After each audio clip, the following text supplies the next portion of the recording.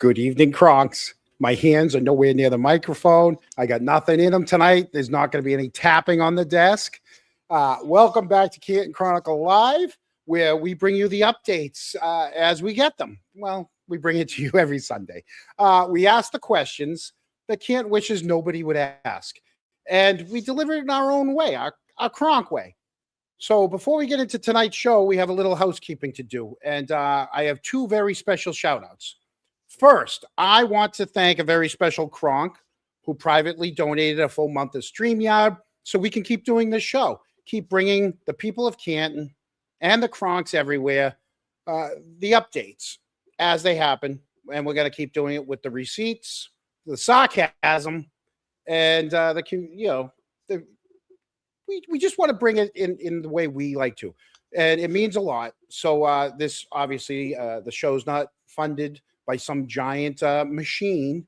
It's powered by you guys who care enough to watch us, and you share and you send records, you ask questions, you challenge the narrative, and sometimes privately hook us up. So to that private Kronk, you know who you are. We appreciate you. Hey, and, now. There you go. Give you a nice little hey now. Secondly, I want to give a very special shout out to Jay, who never misses a show. I was lucky enough to have a FaceTime, a 10-second FaceTime with Jay after a family member recognized me this weekend. And it was one of those moments that reminds you that, you know what, Eric, we don't have just a regular YouTube show. We are part of a community. And it's Kronk showing up. It's people paying attention. It's people who care about Canton, who care about the truth, who care about John O'Keefe, and care enough to make sure that this story does not get buried under bad paperwork, bad memory, or bad acting.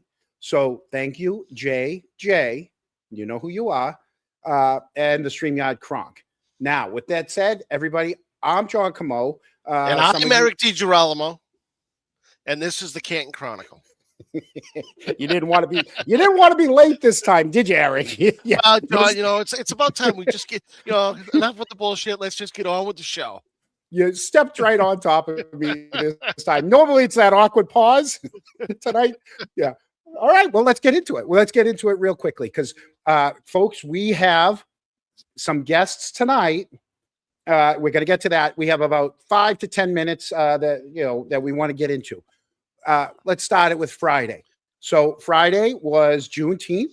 I had it off, and I was in Canton on Friday. I was able to stand out with Eric and the crew. Let me pull that up. I have, we stood out on Washington Street, and here it is. Let's show you the standout. There we go. Let's pull that up. There you go. There was an Adam Deach standout. That's not Washington Street, though. Sundays. That was Sunday. Today's. Yeah. Oh, I don't have. Oh, that was sent to me today. So that was today's. So to the Kronk who sent me that today. Thanks a lot. I don't have Fridays. And if I do, it's deep and buried in my phone. But I was able to stand out on Friday. And what we do have is while we were there, the Scots came and they went into the CF McCarthy's. And, so what do? Eric, I got to go in and have a drink with the Scots. And, apparently, John, it's no Scotland, no party. Now, I'm 6'1", 290, okay?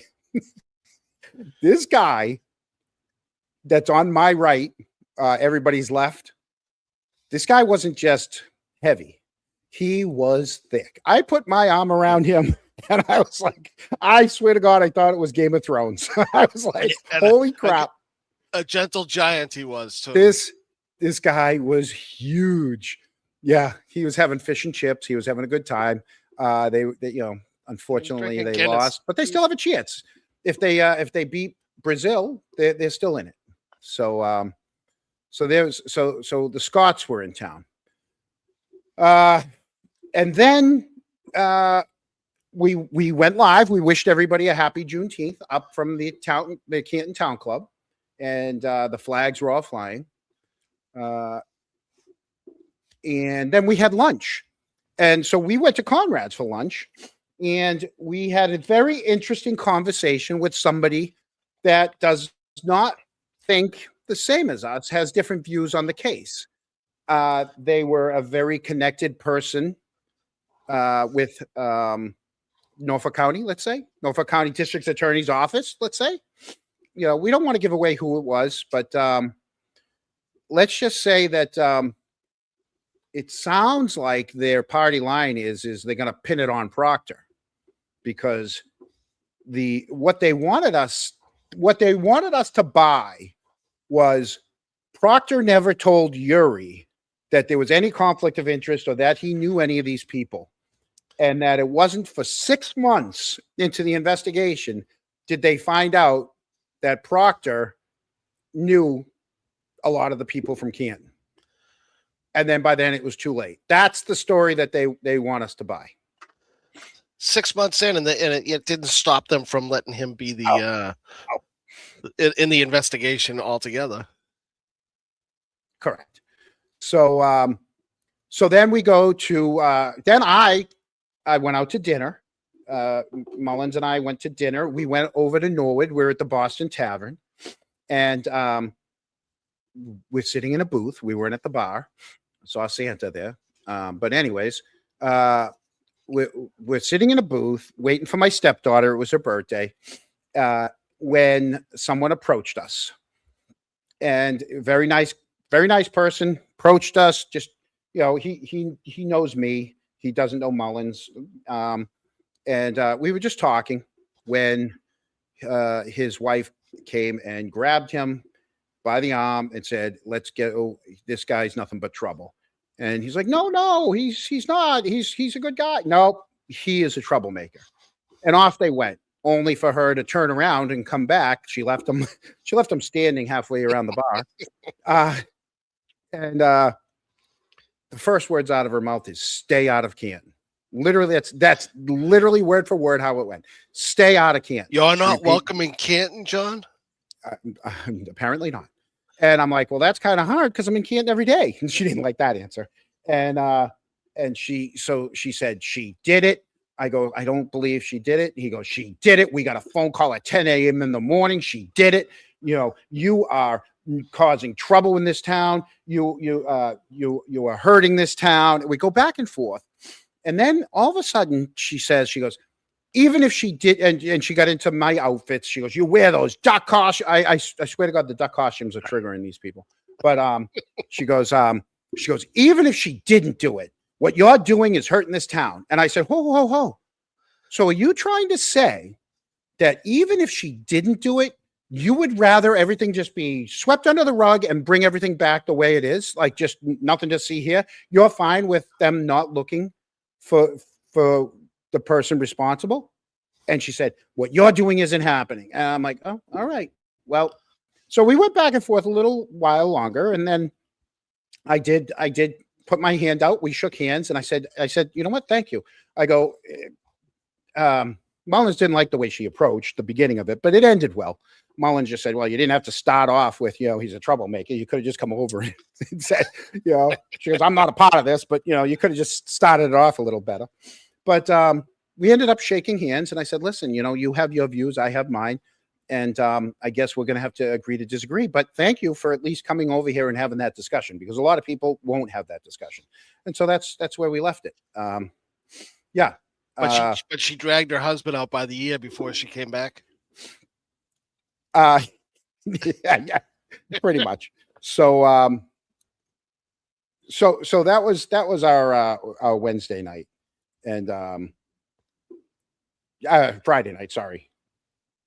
And then I went home, only to wake up to, and before we get into Friday night's fundraiser talk, which we are going to get to, Eric, you can say whatever you want afterwards. I just want to say, I don't care what side of the argument you're on. Whoever called in the the threat, that's that's unacceptable. I don't care what side of I don't care what side of the argument you're on. That's despicable. And I hope whoever did it gets caught and is prosecuted to whatever extent it happens. Because at the end of the day, the people that are attending this are people that are support. They believe in the people they support, just like we believed in the person we support. So you can't fault these people for going to support someone. I mean, yeah, they're on the other side. You might not like it because they don't think the same as you. But you can't be doing that. John, I'm just, I agree with you 100%. There's no place for bomb scares and all that stuff ever. But I'm a little skeptical at the same time because, what they do, they evacuated everybody out to the bar area. Wait there, wait there when we look under your tables to make sure there's not a bomb. I mean, was the fire department there? I don't think they were. I don't think did they call maybe the Boston Bomb Squad or something to come in and take a look, or did they just send the sheriff that was on detail and maybe another cop in there to look around a little bit?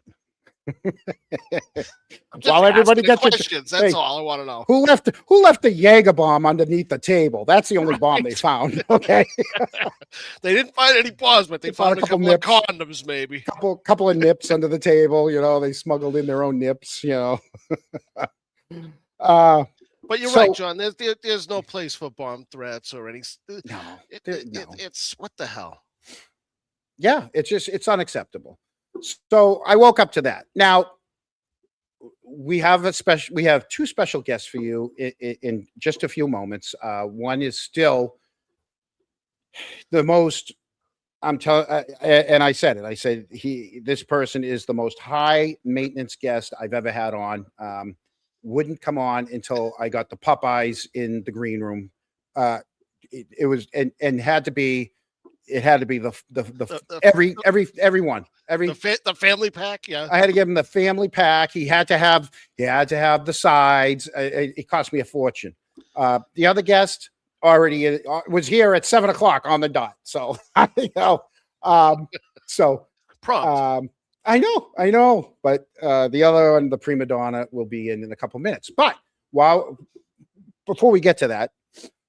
There's a couple other things I wanted to get to, and look at me, I'm going 100 miles an hour, and we'll be done with our part of the show before he even gets here.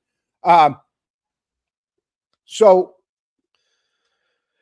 when stuff leaked out yesterday, Eric, things come to me, stuff comes to me, and I do want to say I put a post out there, and let me put this up.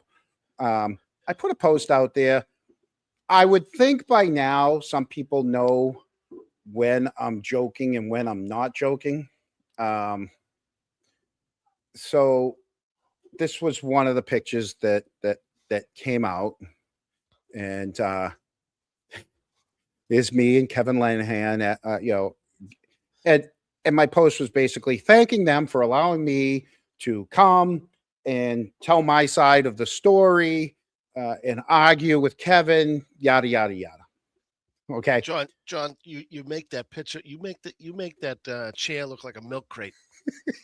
They did a good job. The only problem I knew right away was fake, because if you look at the sneakers, my feet are completely in the sneakers, and anyone that knows me, I step on the back. I don't put my feet all the way in the sneakers. But I do have, I actually do have my maroon shorts on this time. So I mean, they got that one right. And but the issue is the other picture they sent was me standing up addressing the crowd, and I let me pull that one up. Where am I? Me at the event here. Here I am addressing the crowd, and if you see that, then you're going to see now all of a sudden I'm wearing jeans. So I changed out of my shorts and got to the jeans, and so I laughed at that. When I saw those pictures, I'm like, all right, I'm going to make a funny post and put it out there, and never thinking that people were going to take it seriously, that I was actually there. So no, I wasn't there. I was over at the Boston Tavern having dinner, with my stepdaughter for her birthday. Well, you were there about 6 hours, 7 hours prior to that. We were there at lunchtime when we did a little Yeah. Juneteenth, for a minute and a half before we went back to Canton Center to stand out a little more before we went to Conrad's. And then where we were rudely told to grow up. yeah, we were grow up. I mean, we can't. The thing is, all I'm doing. What happened? Did we? Did I change us? Oh, What'd you do? What'd you do? I don't know. I don't know. I rolled my mouse across. The thing is I'm just poking a little bit here and there. I'm just, just at the end of the day, we're all trying to find justice for John O'Keefe. Both sides are trying to find justice for John O'Keefe, but both sides think that their side is the correct side. And I would hope that that's what's going on. Twitter, we know what Twitter is. You have people, I made the post. I said, hey, from what leaked out, it doesn't seem like there was many people talking about John O'Keefe. We'll find out the truth in a little bit when we do our guests. But from what I saw, it was all me. It was a little bit of Eric. Can I play it? Can I play it first? Well, we do owe a. Can I play it, Eric? Please do. All right, here we go. All right. My son Colin, he joined the military. It's a travesty. So Chris was a little upset that his son had to go and join the military. He's in a class right now, and here's the thing: on Twitter, they're saying I doxed him. Well, Chris is out there saying everybody's saying where he is. That's not doxing him to say he's in the military. But they're looking. I get it. A lot of people hate me for my side of the take. Again, I'm nobody. If you don't like me, if you say I'm irrelevant, just don't follow me. I'm just a guy from Canton that cares about the town. And you guys want to say, half the town hates me. Well, then that means half the town is behind me, and I'll stand with my half. You know what? Earl Pink Gray, put that up. Now that's a person. See that? We have no problem with that. Earl Pink Gray, thank you for your super chat. She wants you. If you want to support the witnesses, go ahead. It's defending the truth. You could have just done it the right way. It's defendingthetruth.org. I don't have a problem. Try I don't again, have a problem Earl. saying Try it. again. Yeah. No, it's fine. I know it's fine. I know it's fine. It'd just be, nice if they used a real dot. Oh, geez. Loopholes. Loopholes. Yeah. No, we're gonna wait till next Sunday. We're waiting till next Sunday to talk about something. By that point, there's gonna be 6 hearings. I know he's messing with us. So yeah, people, if you haven't guessed already, one of our guests is the loophole lawyer. Our other guest is someone that was in attendance at this event. And they will give us we are going to give them the platform to tell us all about that. We got another. So let me do. Why this are you saying that? There's no need for people Because to hear of that. fact. There's no need to talk about that. Thank you, Glamazoo. While we're and I want to do one other thing while we're waiting on the loopy, because he's probably stuffing his face with chicken right now. So the people that want you to go to the testify page and the what is it? I don't want to get it wrong because I'm fine with the truth.org, defending the truth.org. I also want to let you guys know that even though when we started selling shirts and hats and we made it known we don't want one dime from it, we are going to put it in a dedicated account at the Canton Co-op, and whatever grows from last week's show, I said whatever we made last week of that show, and whatever we make from any of the merch that have the justice for it's justice for John O'Keefe, but because they got mad at us and they ran down. I know that, well, now that we know, Kate Peter signed them up and filed. It hasn't been approved, but they filed for a trademark on the name only, Justice for John O'Keefe, not on anything else. So what I did is I changed it a tiny bit because I think we all want justice for John O'Keefe. So if anyone does want any merchandise and you buy that, like I said, we're not profiting one dime off of it.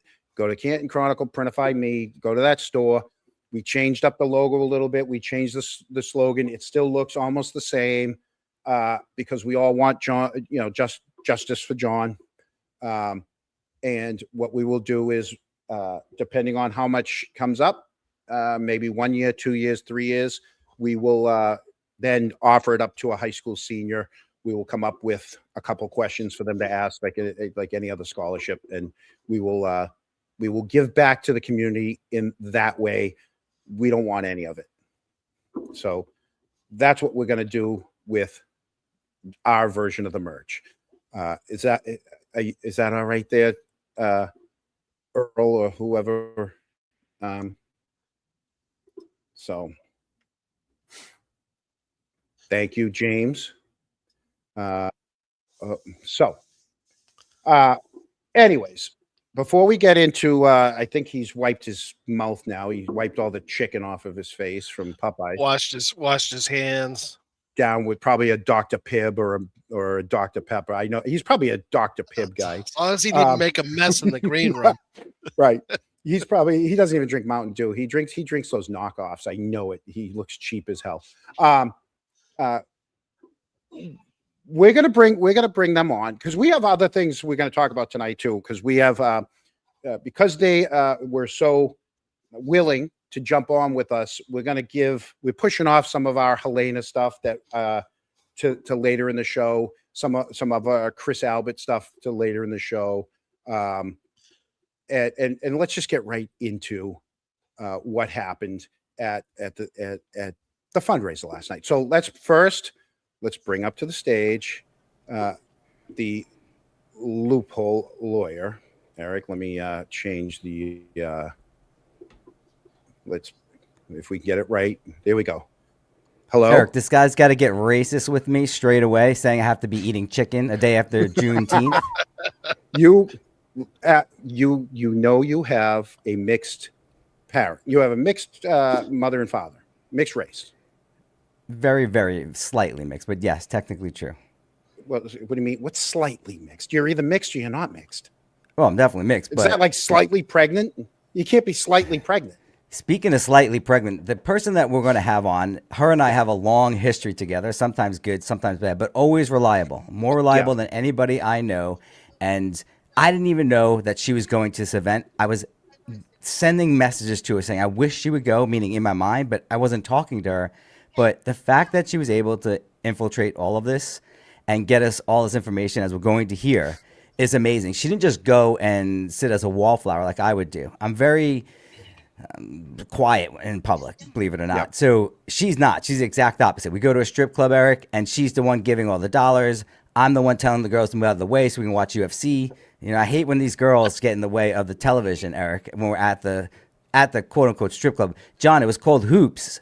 And I'm like, all right, we'll go to Hoops, right? You would think it's a sports bar. They had the UFC fights on.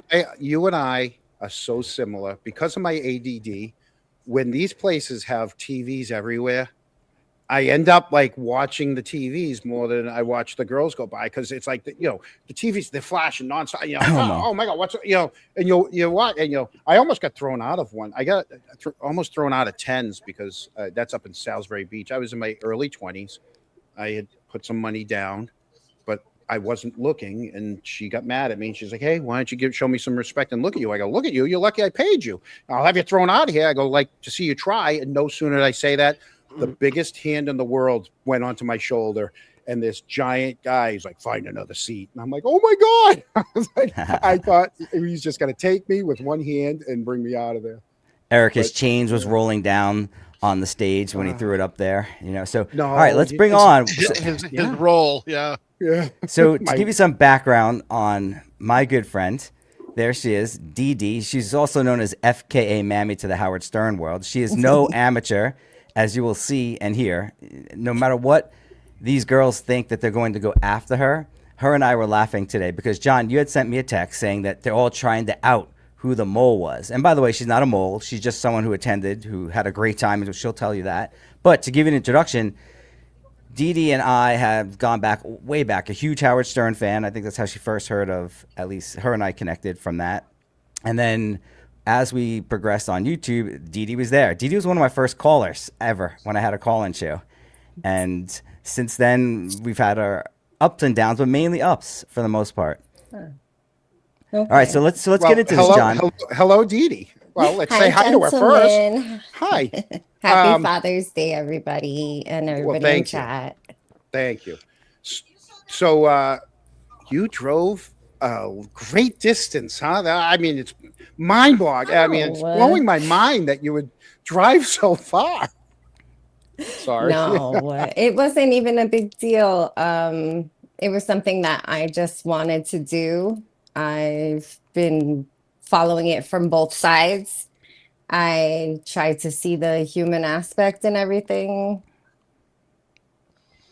And I kind of just wanted to go to meet whoever showed the YouTubers I watch. And if I didn't know if any of them would be there, I was actually surprised they were.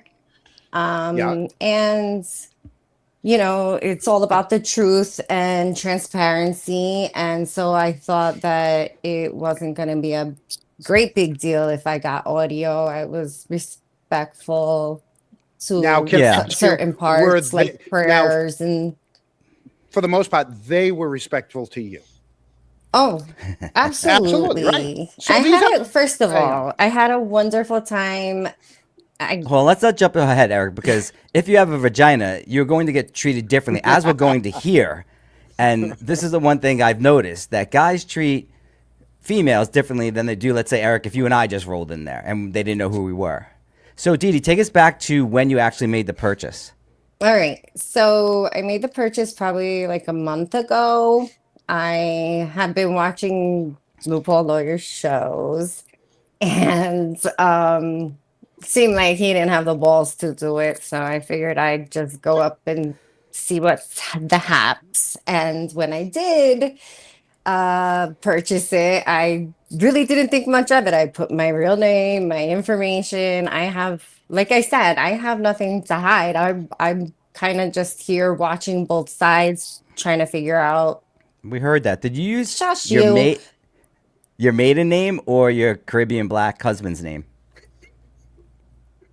I was typing in, it's actually truthful. When I got there, the girls must have thought I was crazy because I told them one last name, and then I had to correct myself because I just started using the other last name. So I deleted my maiden name, because what if they asked for IDs and I still have my married name? So I didn't delete the L. So they're looking for me. They can't find me. It's Mama Llama. I'm embarrassed. I'm like, I know I have my ticket. I'm showing her my phone. And sure enough, I'm like, could you check under? Then I gave her my maiden name. And sure enough, it had an L in front of my married name. So yeah, that was tricky. And I felt bad. I wasn't trying to confuse anybody, but that's what I used. My real name, I used my married name. To give a little more background on us, John. Dee Dee was a caller. Wait a minute. Are you Colombian? I was just going to get into that. When she called in, and if you close your eyes, you don't hear who you think you're seeing. So I had in my mind, she was this Puerto Rican girl. That's what everyone. She sounds Colombian. Oh, well, yeah, same thing, right? So no, it's not. No, it's not. Oh, it's different. Anywhere close. Spanish. You know what I'm talking she about. sounds Colombian. The L's. Okay. They sound Colombian. And I didn't mean to cut you up before, but I could segue into this quickly. Then when we finally got to talking, she said, "Well, I have a Caribbean husband," And I know that because of my family, the Caribbean, and they have hierarchy too. Jamaica's better than Trinidad and Tobago, where her husband is from. So she tells me that when she was 18, she went to her dad and said, I have good news and bad news. And this is all a true story, right, Dee Dee? He said, Yeah. the good news is I'm pregnant. And the dad almost went out the window because obviously you don't want your 18-year-old girl. And she's Italian, by the way, 100% Yes. Italian. Oh my God. you- Excellent. The dad Like passed that. out. And when he came to, Eric, he was out for at least 5 minutes. When he came to, he's like, well, what's the bad news? He's black. And he jumped out the window on the second floor of their house and landed smack down on this little railing that they had there. And it actually was in the hospital for 3 days. Happy Father's Day, Dad. I apologize. I have one housekeeping thing I have to do with, and it's got to do with our chat. People in the chat, there's a couple things. You can say whatever you want. All right, you can say whatever you want about Loophole, myself, and Eric. In the chat, can you just be respectful of each other? Okay, that's one. Oh, Number hell two, no. no, they can no say whatever they fun. want about you. All right, but you know what? For the most part, and I will get to the super chats by the from the forensic people. I will get to it in between. Secondly, to the people that are asking for me to let to tell Loopy to let me run the show. Here's the thing. This is Dee Dee. This is the first we've met you. There was no pre-show. There was no background story. Right? We're coming into this blind, but you and the Loophole have a connection. So this is why people. So yes, we are going to defer a little bit to the Loophole to kind of guide this segment because he knows Dee Dee more than the rest. And when she does get to some of the information from the I'm a dopey broad. Just say it. Well, no, I get distracted and when we get to some of the details of the event, then we'll ask some questions too. But let's let you want to be called Loopy or you like Vince, it? When I it call don't matter. Loopy. And you know what? The chatters are 100% right. I did step on you a little bit, but I just wanted to move this along. Dee Dee has great stories. And chat, you say whatever the hell you want. You want to talk about Eric's cans? Go ahead, talk on it. Leave the chat alone. Let's do the show. Focus on the goddamn show, right, Dee Dee? Correct. Right. So you know what, Vince? Don't worry about the chat. Vince, take it away. Go ahead. Yeah, so we're back to getting the ticket. You show up. Now you got your name, everything going. Did they have name tags? They did not have name tags. Everybody got wristbands, and just we walked All right, in. so walk us through that first part then. Well, how about we start in the parking lot, mister? You don't even know who's the first person I met. Go ahead. I get out of my beautiful ride. I get there. I walk to the front door. Brian Higgins holding the door for me. I'm like, what a gentleman. What a So I don't gentleman. even I'm just like, he's so sweet. So of course I'm like, it's a pleasure to meet you, and I gave him my name. I was like, don't forget it. And then Don't forget it. we kind of just went inside. We had a cute little laugh outside, and he was very polite, even maybe put his hands on my back and led me in, and I was like, oh, nice. So Counting the vertebrae. then when I got upstairs, that's when I saw the girls at the front there, and that was it. So I think the parking lot was the moment we first locked eyes. So I locked into him, and I'm like, all right, I'm just gonna get to know this guy. And we know, John, because Dee Dee sent us the text, they were going to get a lot closer as the night progresses. So this is good that we're hearing how they initially started, because I didn't know that you immediately locked eyes. So after you go upstairs and you check in, and then do they have assigned seatings? There's no assigned seating. It's an open cash bar. First thing when you walk in, it's just a little Cheesy. area. Oh, Low rent. Vincenzo, May stop I that. push in your stool for you? Can I Alright, so then- your date? So from that point, was Higgins keeping his eye on you? No. He Okay. was busy. He was definitely catching up with friends. When I walked in, I was just floored. I saw right away Chris Albert. the kids. I saw, you know, Brian, Albert, and Matthew, and everybody. And I just was like, the whole gang's here. I was just like, okay, we're doing this. Was Brian Albert Sr. there?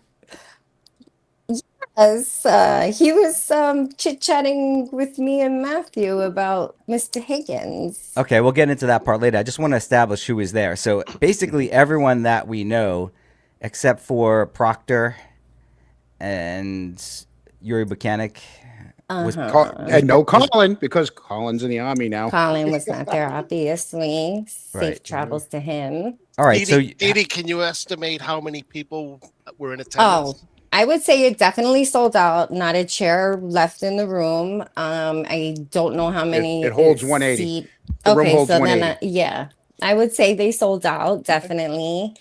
If I could guess, it's probably friends, family. When the bomb threat happens, fellow cops got up and started to look behind things and under things. So I think they might have even been there.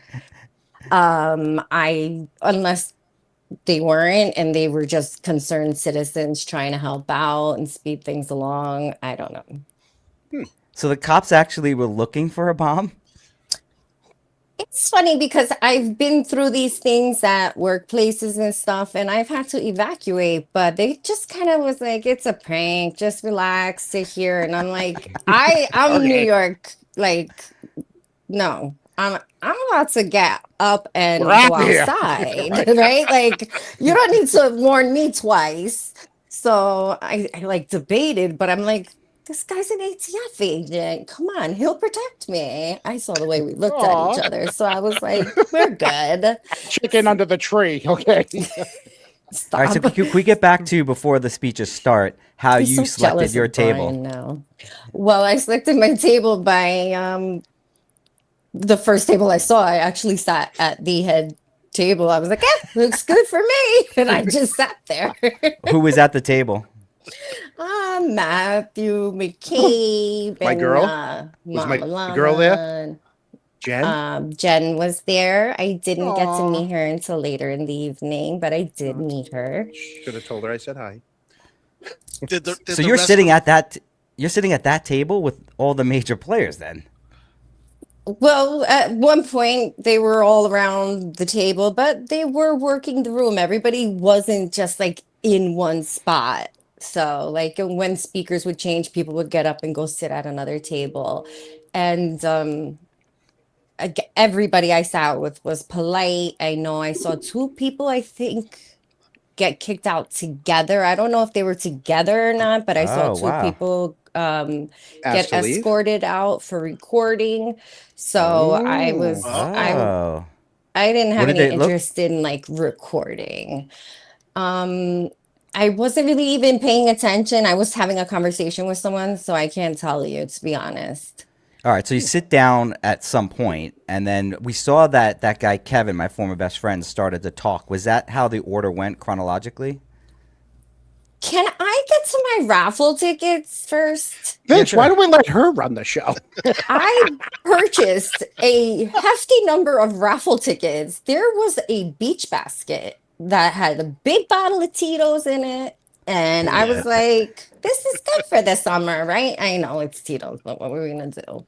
But they had this really nice little raffle set up. So they probably did well. We all Speaking of that, and we talked earlier, and hopefully the people watching will contribute via super chats tonight. Dee Dee went there on her own dime. I didn't know that you were going, and hopefully we can recoup some of that money. happy Father's Day, Vince. Thank you. That she made through the super chats. Can we start reading some of these super chats so we don't fall so Absolutely. far You behind? know, yeah. Eric, don't you want your want to money. pull them up? Sure. Here we go. Yeah. All right. Richie who's Schiffer. that? That's Richie Schiffer, right? We'll go right through the super chats rather than playing the things for them. Go ahead. Well, Eric, we got to read them. Well, I don't- no, read them. Well, I can't. I have the screen down. All right, hold on. Hi, everybody. Good evening, Crocs. Chris Albert is a pussy. That's from Richie Schiffer. Continue supporting Karen Reed. She is factually not guilty John Pink, please. Happy Father's Day. That was from Sherry. Thank you for the $5. Earl Pink Gray, support the witnesses at defendingthetruth.org. Super chats won't allow the links. Yeah, but you could have just put the .org. That's fine. Thanks, Earl Gray. We got gifted 5 Chronicle memberships by James. Thank you, James. What the hell are we going to do with those, F. Mammy? Can't split those.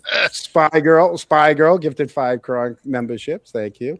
Hey, Vince. Mullins gifts them all the Look time. at that. Loophole, couple bucks. $2.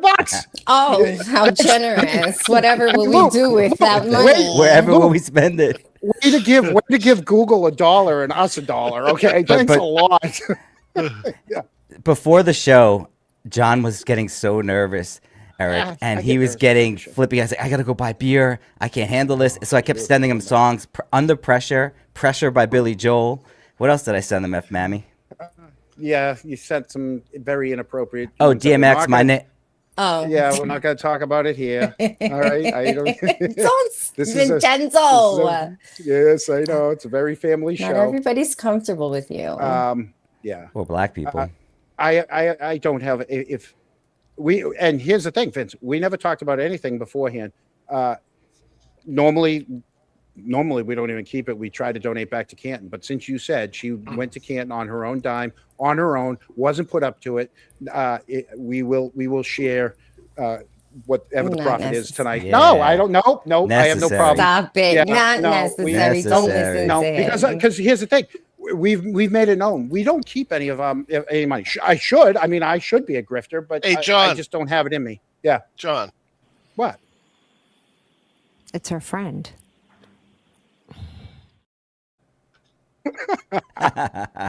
Favorite one. That's still my So favorite one. don't tell us yet, F. Mammy, but was there a point where you actually interacted intimately with Jen McCabe? Yes. Okay. Yeah. So, and again, people that we're here doing the show, but I know there's going to be questions for you. And if you could super chat them, and not necessarily just for the money, but it helps us think of the things we want to ask. Because F. Mammy is very open. She's an open book.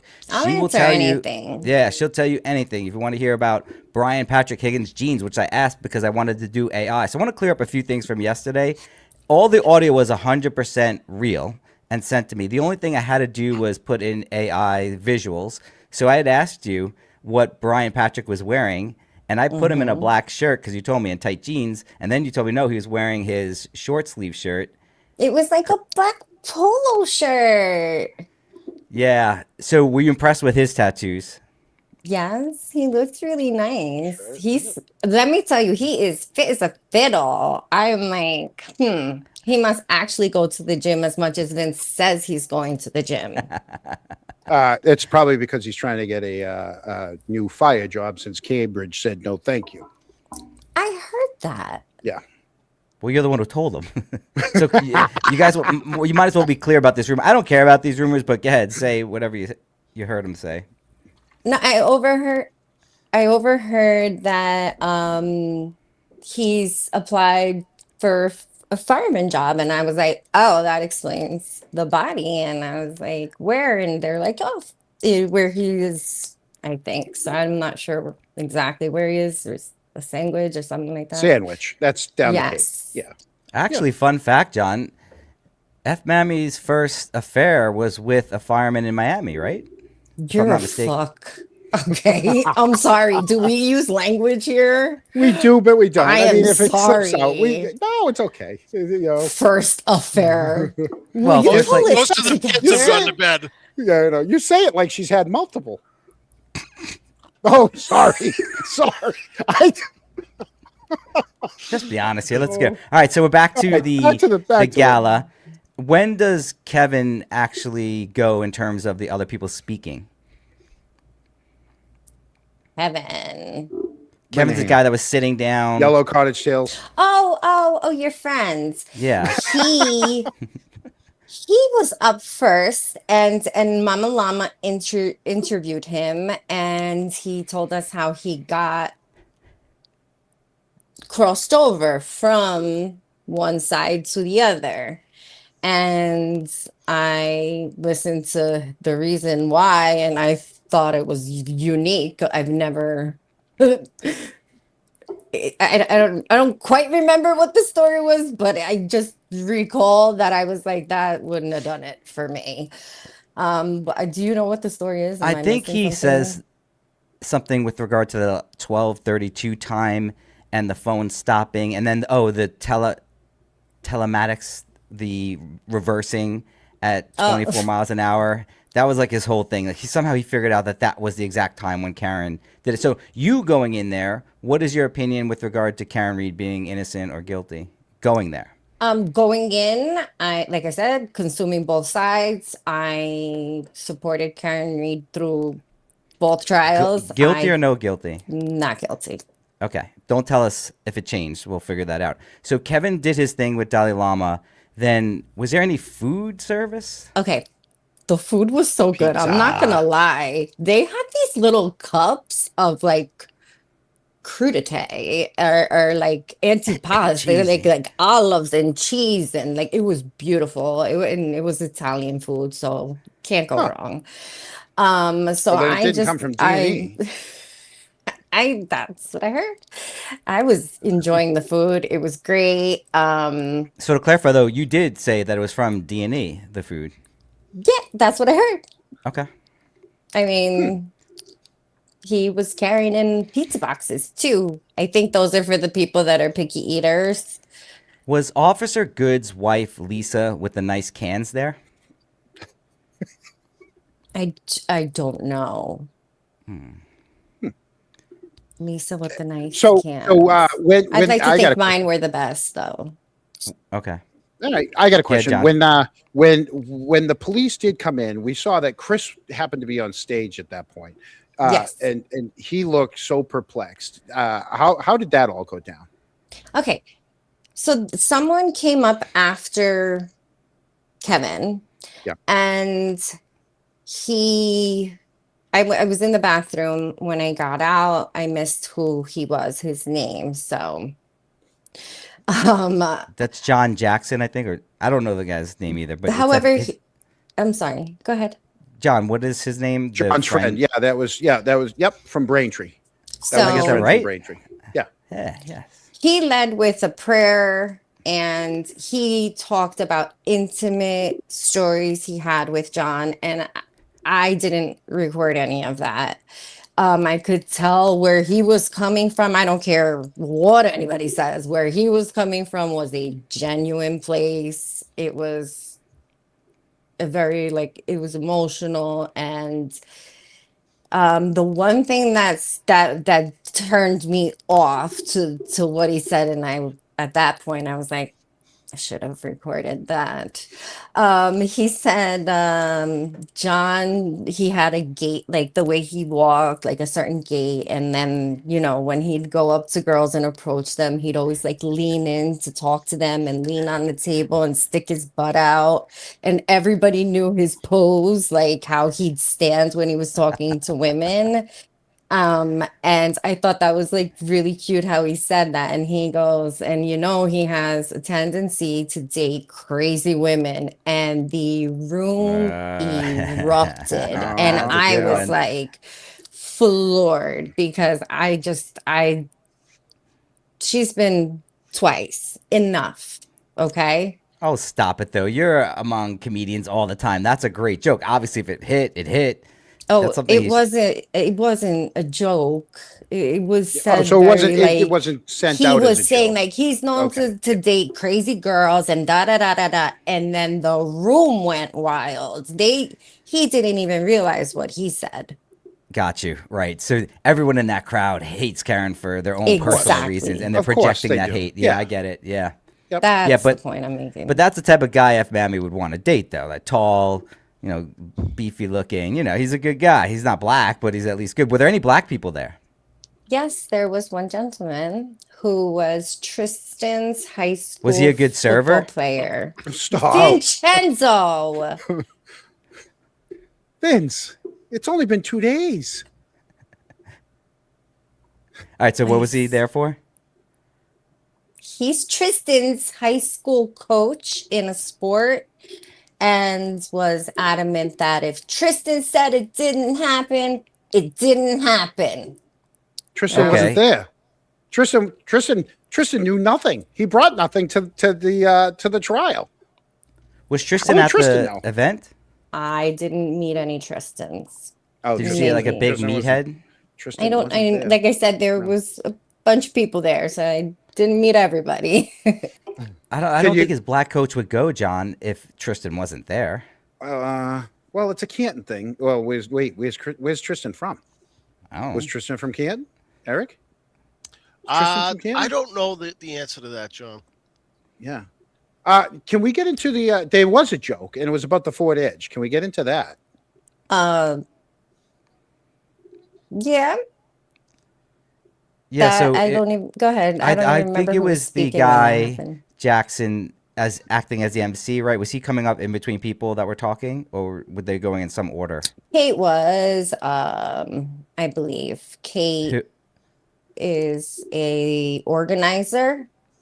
Okay, so whoever was on stage said that they want to bring up Brian next, and they were hesitant to, and then someone made a joke about No, that was Ford. his friend, Whose friend? the one who said he dated crazy girls. He said the And Ford Edge he thing. was going to, and no, he was Right. going to invite up Brian, and someone from the back of the room yelled the Ford Edge out. Right. I can say, well, who it sounded like to me, but You don't. wanna I keep- didn't see. That's fine. Okay. And I think we got some of the audio from that. It doesn't make a difference. So part of the controversy yesterday when John put out the audio, or I did, they were saying that it was fake because Brian Patrick Higgins didn't speak on the microphone, yet we had him speaking somewhere. So can you clarify what happened with that? Yes. So Brian Higgins was standing directly like 12 o'clock in the back of the room from all the speakers. And when he found an opportunity to say something, he would speak up for himself. He would defend himself, and he was leaning up against the wall on the very far back of the room, and just he was there. He spoke loud and clear without a microphone for everyone in the room to hear. You could hear a pin drop when he was talking. So I think we all wanted to hear it. So it didn't matter whether he was in front of all of us or behind all of us. We all turned around and watched and listened to him without a mic. It was a That's small interesting. room.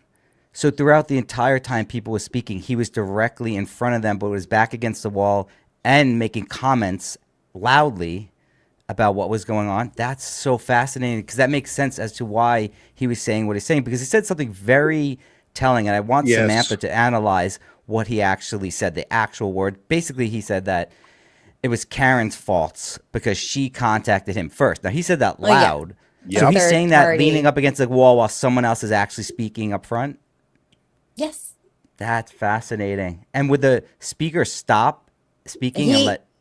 Just would, like I did, cut off or find an opportunity to get in. I throughout the night, anytime I did pass him, it was a defense tour. It sounded like he was explaining his side of the story very much so, which is why I didn't talk to him about any of that. That's exactly what innocent people do. They always bring up the same thing and defend themselves 5 years later. Exactly. But we were all there for the truth and for transparency. So again, if that's what we were there for, then we should all want the same thing on both sides. It's true. That's true. Did you get a sweatshirt? I did. Aw. There was only one. I got a Testify koozie, There you but go. there was only one with John's badge, and it's just his badge number on it. And that's the one I wanted. And they're like, but it's a 3XL. And I'm like, that's the one I want. So that's the one I got. So here's my issue with it's not even an issue. I have no problem with them trying to sell Testify stuff. Not Okay. at all. Okay.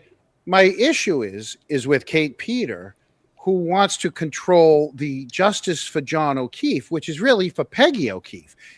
Those two things, the justice for John O'Keefe and the testify, are two different things. The testify is for the House defendants. It's for them. Whereas justice for John O'Keefe should be for Peggy O'Keefe and the kids and, Yes, John's niece and nephew. It should be two separate things. But the way a lot of the people on the other side, they're trying to keep it connected in the same. And that's really my only issue with those two, slogans. Yeah, and we just saw that Mama Llama put up a text, and I want to say is her name Carrie? Mama Llama? Llama's Carrie, name? She was a Carrie Lama. doll. Carrie. No, I like her a lot, and I like their show a lot, the Forensic Girls, but they're very thin-skinned with regard to the production because I'll put up a super chat, they won't even show it or read it. And girls, I'm saying embrace you. See, like I'm saying right here, when they chat in or super chat in, put it up there and address it. It makes the show so much more interesting when you do that. We just had a little StreamYard. I just went into a little. I missed everything you just said for the last 15 seconds. It was awesome. I was just saying that keep Carrie Lamas. Don't block them out like they do to us. I want to go on the show. Oh no, I didn't want. I just want. I was going to put it back up. She was in the middle of telling. I was going to, as soon as she finished her thought, I was going to go back to it. Yeah, I just didn't want to cut her off. But yeah, it's no. Okay. So what did Mama Llama say? She said, oh no, it wasn't. It was somebody else saying it was this guy. This guy, is this the one you wanted? I can't say. You can read it to us. It says, Vic, please address the recording because Massachusetts is an all-party consent state. Yeah, you're facing like 5 felonies, Mammy. What you gonna do? I have a lawyer. Yeah, that's right. We'll figure something out. Eric, is there a Mama Llama one? Where is Mama Llama? Let's see. Carrie Lama. We just had it up there a couple times. And you would agree, Mammy, you got to pay them respect. These are the VIP girls, right? Even if they're not super chatting, you embrace them. They are the VIP girls. I had a great time with them. They were super hospitable. And I know how much you love Tuesday, so. Go ahead. Hey, go ahead. Eric. I said, yeah, John Schman, was Tuesday there? That was the first question I asked him. Yeah, that was the first and we haven't talked in about 6 months, so that was the first or second question that I asked. First text I get from him, you win. And I'm like, don't push me. I got one for you. Can you tell me what your experience with my girl Jen? Can you tell me about her? I heard she cried. That was on my way out. Okay. So if you want to skip to that. Well, yeah, I want to hear about Jen. He gets to hear about Tuesday. I want to hear about Jen. Jen was holding court. Just, you could tell she was tired, probably had a day. Aruba. And I wanted to talk to her alone. I know you guys are gonna think it's crazy, but I sympathize with her. I see something in her eyes, like a pain or just something inside of her. I identify with her, like, we walk around with our crosses on and, and it was just something I just wanted to do alone. And I really wanted to just talk to her. And so I said, can I get you alone for a second? I kind of like pulled her aside and she was like, who are you? Oh, or do you host the show? And I'm like, no, not at all. And I said, I'm a chat rat. And I don't even know if she knows what that is, but I'm a chatter. And I just came to, meet everybody. And she said, well, where did you come from? And I guess my accent might have thrown her off. So I told her New Jersey, and she was floored. She said, you came all the way up here from New Jersey? And I'm like, yes. And she was like, can I give you a hug? And that hug was like a hug. Aww. Like just knowing that people, whether or not you believe it, or we're there to give them that chance. Like everybody's human, and on a human level, and I don't think any malice was intended. So that's why it was easy for me to walk in there with like this Right. attitude. You know what that makes you? Do you know what that makes you now? No. It's her friend. It makes you John, her friend. Why? We're gonna get to a hug from Jen. Pretty much. And after our first embrace, I could feel that hug, like, and I immediately, I'm like, soccer mom, the immense amount of pressure. She's obviously like been through hell. Not that Karen wasn't. This is not this, two totally separate stories. And just on a human level, I identify with her. So I really felt like when we spoke, she was talking to me as a woman and I was talking to her as a woman. And, I was like, oh, it was a great night. And I wanted to let her know that I came with no ill will, Malice. just in Right. case if I did send this on and if he wanted to see it or not, it didn't come across as like I went there with ill will, because that was not. And I honestly, I'd hang out with Jen in the real world, I think. So yeah, and we just kind of bonded on like common things. Who was the one that invited you back to the pool? I have no idea. Who invited you to the hotel? Just was like floored by the whole thing. I was like, Who invited you to the after party? Yeah, these guys want to go right to the climax, man. We're It not even was halfway more like, through. you came from New Jersey? Where are you staying? And With I'm like, us. We have an extra bed. oh no. And so I'm like, nearby, and because I was staying nearby, but not at a hotel. And so I said, oh, nearby. And they were just the group of people I was with was like, we're going to have a party at the hotel we all stayed at, and there's like an indoor outdoor pool, and we're gonna have like an after party. And I was like, well, They didn't learn the first time. I didn't bring my swimsuit, but You it don't wouldn't be the need one, sweetie. first time I jumped in naked, so anything could happen. I So think. did you Hey, go? John, why don't we hit some of the super chats and go to that video Go that ahead, we have? Eric. Because that'll kind of we have take us through. we have two. Yeah, we actually have two videos. But Eric, go ahead, pull them up so I can try to read them. I got my glasses on. So A chat Renee, just went by. I'm sorry, that asked if I met Brian go ahead. Albert's wife. I did not. Anyway, Julie wasn't go ahead. there. Okay, I don't That's know okay. if she No, was or not. I did not meet Okay. her. I did meet right. children. Yeah. So someone wanted to know how long you chatted with, but you just I think you kind of answered it before we got to the super chat. Vin, we already got that one. We have an issue with a poster type. Yeah, we already got that. We deleted the one poster that was. And oh, hey, while we're talking about the people in the chat, hey, I know that the forensic ladies are in the chat. Listen, if the chat is saying stuff, they say stuff. You know what I mean? I don't hate you as much as you guys say mean things to me. School. I know. Wait, the is chat he alone. worried about me? Yeah. He's worried about the chat. No, I'm not worried about the Oh. chat. I'm worried about. All here's the right. thing. Don't worry Mama about my Llama- feelings. No. Mama Llama is she? She's got hurt feelings, and I just Oh want to my say, gosh, by Go me? ahead. No, she's hurt Wow. by People in she's, the chat. Mama Llama's all hurt by by the Kronks in the chat. Here's the thing, Mama Llama. As much as the stuff that you guys post about me, I don't hate you. So thank you for being in the watching the show and being part of this. There you go. Thanks for being here, Mama. And we're gonna get your IP address, Mama Llama, and we're gonna track you down. That's how you gotta act to the chat, F-Mammy. This is their first day on YouTube. Enough with the chat. Just let them say whatever they want to each other. Yeah. Hey, it's my show. No, I'm kidding. Oh, Go ahead. it is? Go ahead. Back to Since Go when? ahead. What's I don't know. I don't know. It's never. Are we done with the Speaking super about chats? legalities really quick, like Yeah. Yeah. Isn't it illegal to bring in outside alcohol to serve at a Yes. cash bar? Oh, I thought so. Yes, Okay. it Yeah. is. And Yeah. so I isn't was the just 50, making so sure. Oh, leave isn't the him alone. raffle if you didn't ask the Bunch town of for Karens it. in this place. I Leave them know. alone.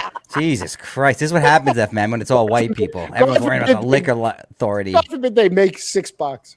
No, it is what it is. No, I was happy they were raising money with like a little under the table shit. All right, so let's get to the first video that I sent. It's going to sort of bring us into Brian Patrick Higgins, what he said, and we Yeah. got a little bit more of that. And I don't know also, which one it is, but I'm going to bring it up. it's the only one that I sent to you Is it via this one? link, probably. No, you sent me 2. Vince, did you drop a video today? No, not today. Today was Father's Day, apparently. Yeah. Why won't it play? Do you have to play it on the other screen? Maybe I have to. You got to play it see on that the little screen. button in the front. You got to hit play. Very nice to meet you. Very nice to meet you. expand I it hope out? to see you again. Are you online? Are you online too? I'm a YouTube follower. But do you post stuff? No. Okay, all right. I was just curious. Oh, all right. I was just curious. Okay. I came up John, here. can we start it again? Hold on Yeah. a second. Yeah. Stop I it. Expand it loud. out. I'm gonna. Don't worry about the I'm gonna. volume. Expand that setup because I want to All right, ask. here we go. I want to ask Dee Dee about what is. So right now, just to get some clarity, I think this is towards the end, and I believe that Brian Patrick Higgins and Dee Dee are speaking, and he wants definitely to hook up with you, as you'll be able to tell, obviously, Dee Dee. Well, But we had a couple conversations before this. This is as I'm leaving, yes. okay, so then take us into that then. So before you left, you did have conversations with Brian. Yes. So all right, so how did it go? We were at the bar and I saw him and there was nobody around. So I took my shot. I'm single now. So I was like, no, I'm fucking with you. I just was like, hey, Jameson and Ginger, just tease him, and he was like, straight answer, not even like just dry, like the text messages. Straight answer. No, actually, I'm drinking Jameson and the orange high noon. I'm like, oh, okay, I'll get you one of those. And he's like, oh, no, I'm sorry. Let me get you a drink. And like, I guess he like realized, like he just corrected me and it was funny. And I was we just like laughed about it. We stood at the bar, talked like about the event and everybody and stuff like that. Just small talk. And, So Brian Patrick bought you a drink, even though you offered to buy him the Jameson and ginger? well, I didn't pay for the drink, so the drink somebody paid for it. But yes, I did offer him the Jameson and ginger, and I just walked away with it. So I think he picked up the tab. Now, Eric, what is it with regard to the rule if you're over 40 and you're meeting someone for a drink? Sex. Oh, Eric. There's a rule for that. So he's definitely hitting on you, and that's what we're going to sort of hear here. So this is you leaving, and I want to ask you some questions because the audio is not that great, but I want to hear what actually is going on now because he needs to get your attention before you leave. Are you ready? Make it You bigger. ready? You ready? I'm gonna make it bigger before I hit play. Gosh, Ready? I'm I'm so just asking you nervous. if you're I don't ready even there, Luke. remember. Let me know when you want me to hit play. Go ahead. Okay. Very nice to meet you. Very nice to meet you. I hope we see you again. Are you online? Are you online too? I'm a YouTube follower. But do you post stuff? No. Okay, all right. I was just curious. Oh, all right. I was just curious. Okay. I came up here from New Jersey. Oh my God. What part? Northern New Jersey, Wayne. I know where it is. Are you saying Fort Wayne? No. Wayne. On the other. Fort Wayne's in the end. Yeah, no, but there's like a Fort Wayne by the bridge. Oh yeah. By the bridge. You're right. Yeah. I can't believe you come all the way up here from New Jersey. Dude, this just blows my mind. I'm looking for the real thing too, So when I heard you say that, I was like, oh. So I came here with the whole Can you stop it for a second, John? I hope we see you again. Yeah. Next time, why don't you do the noise reduction? Then you could hear them. That was and- completely noise reduction. It was Oh, the best jeez. that they could do with It that. was very loud. Yeah, so that's the Wow. best. Yeah. All right, so there's a few things going on there, and I'm loving the Easter eggs. Now, you said you went there and you were hoping to meet him because he said that he's looking for the real thing, and so are you. Is that what we hear? That's Okay. exactly what I The said. second part was what they couldn't figure out because the editors are from India. But are you saying are you referencing the beach life or are you referencing something else? I told him that I could take all the beach life he could give me. And he has no clue what you're talking about, like that you're Not a sort of- clue. I'm like so Wow. surprised he didn't get the Jameson and Ginger joke. I'm like, where does he even watch Loophole? Now I knew I needed to send it to this one because I'm like, maybe he didn't get the message. He's begging for it. Well, since So- wait a minute, you guys didn't exchange numbers, right? I said, I was gonna say, that's Mama right, 'cause Llama it's- has my email All address. right, there you go. I was gonna say, because I would put out a link to the show right now, and Higgy, since you're watching, I could give the link, and maybe Higgy could call in, and we could do a match connection right now. F. Mammy, did he ever go to his true line that he uses a lot, that a buddy of his got shot in the head, they're doing a better for him, that you should come? Yes. No. It didn't work on No, Karen that either. didn't work Karen, on Karen Karen never either. went to that event, I don't think, but eventually she does end up making out with him and then meeting him privately. So despite what you're doing now, which they may view as going behind their back and committing felonies, things like that, you're still willing to date Brian Patrick if given the opportunity. Well, not if he's spoken for. Only if he was Well, single. that's what She doesn't want to be another That's woman. what Brian Albert and Oh, Matthew John, you know how to step over a damn Stop, chronological let me order. stop. Shit. All right, Well, so go now to the that Canton Chronicle. Yeah. Canton unchronicle Listen, order. I made a mistake once. I'm not gonna do it again. You know, we're right, here so- for you know. So, I'm just No, joking. So what willing did you to hear date about? him? I honestly would just. I'm telling you, he just seems like a really, really nice guy, and so I have a hard time believing that there was malice intended. That's personal belief, but I genuinely would talk to him. So he's definitely interested in you, obviously. As a guy, and all us guys know, even Eric knows, you don't let a girl leave that you're interested in having sex with without getting contact information. So with regard to that, and we heard them speaking about Brian Albert, there was a time where you were speaking with Brian Albert and Matt McCabe about Higgins' relationship status? Yes, I asked if he was still looking for the real deal. And they said, why are you interested? And I said, just answer me first, because I know what that means. And so they said, well, it depends. And I laughed. And I go, I know what that means. That means he's willing to cheat. So I'm like, okay, I gotcha. So, or I'm sorry, that's what my interpretation of it depends on. I think it depends on who the fucking girl is, you know? Obviously. If he can make the step up. Now, I got a question for it's a two-part question. One part's for you, one part's for Vince. Okay. So could you see, all right. So Vince has been on record week after week after week that Vince thinks that Higgins somehow is responsible for the death of John O'Keefe.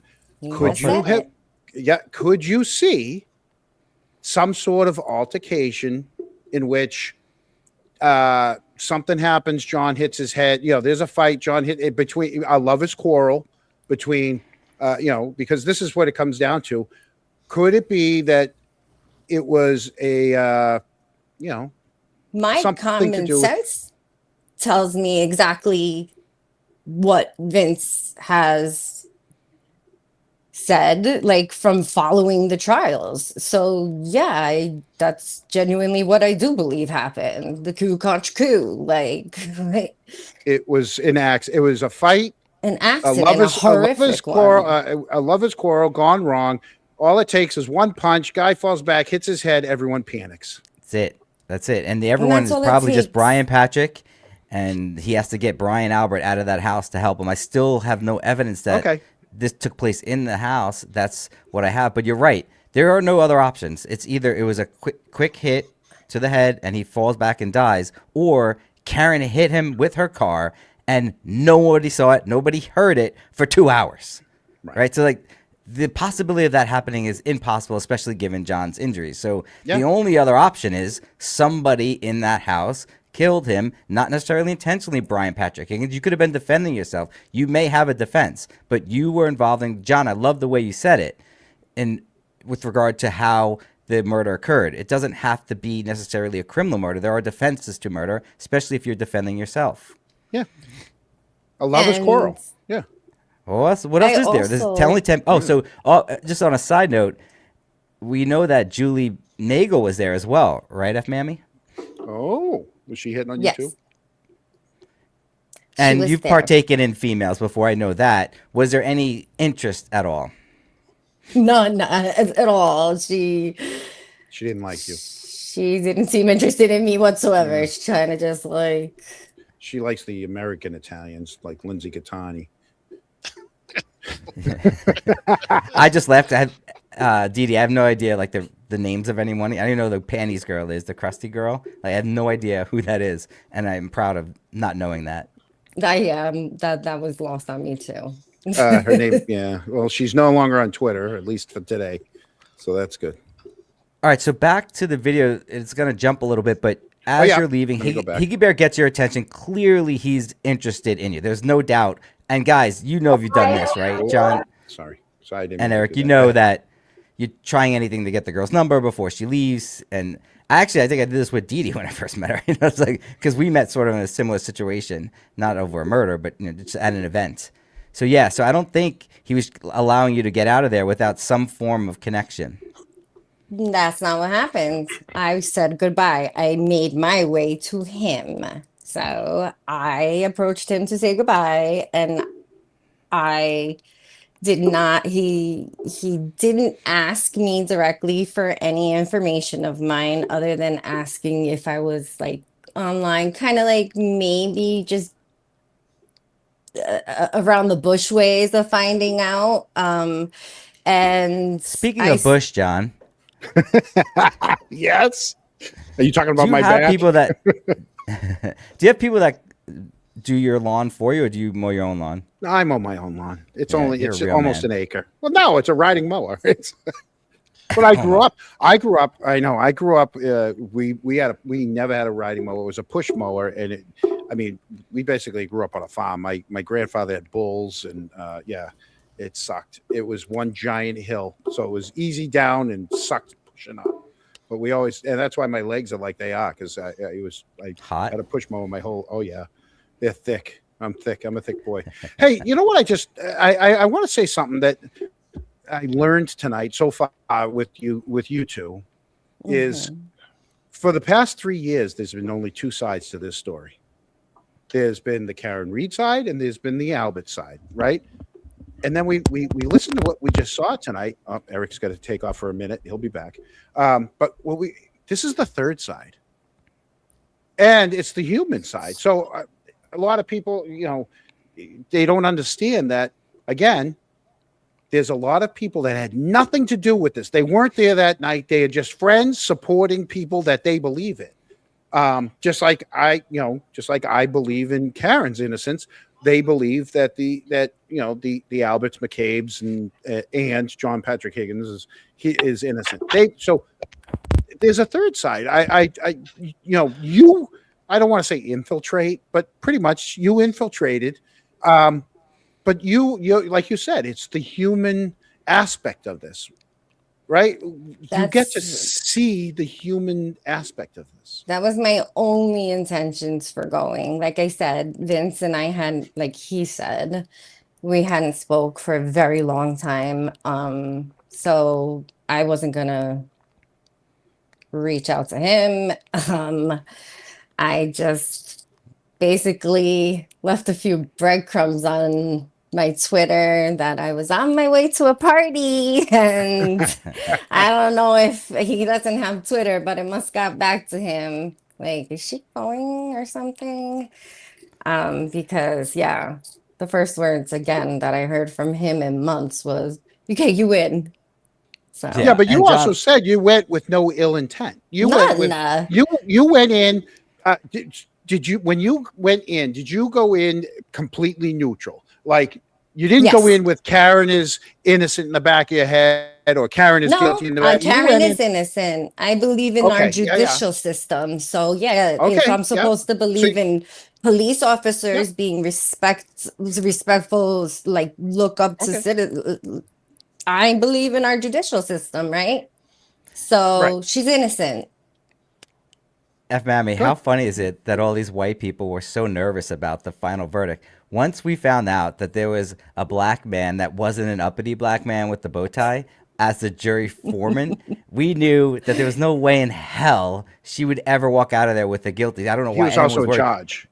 He was also Yeah, in and that's the charge. thing, though. There's no way a fellow brother's gonna convict her of this, and there's no unless he's an uppity one. That's where we would sort of A not bougie brother. right, because when Turtle Boy said the guy had dreadlocks, I'm like, there's no way she's gonna be convicted at all.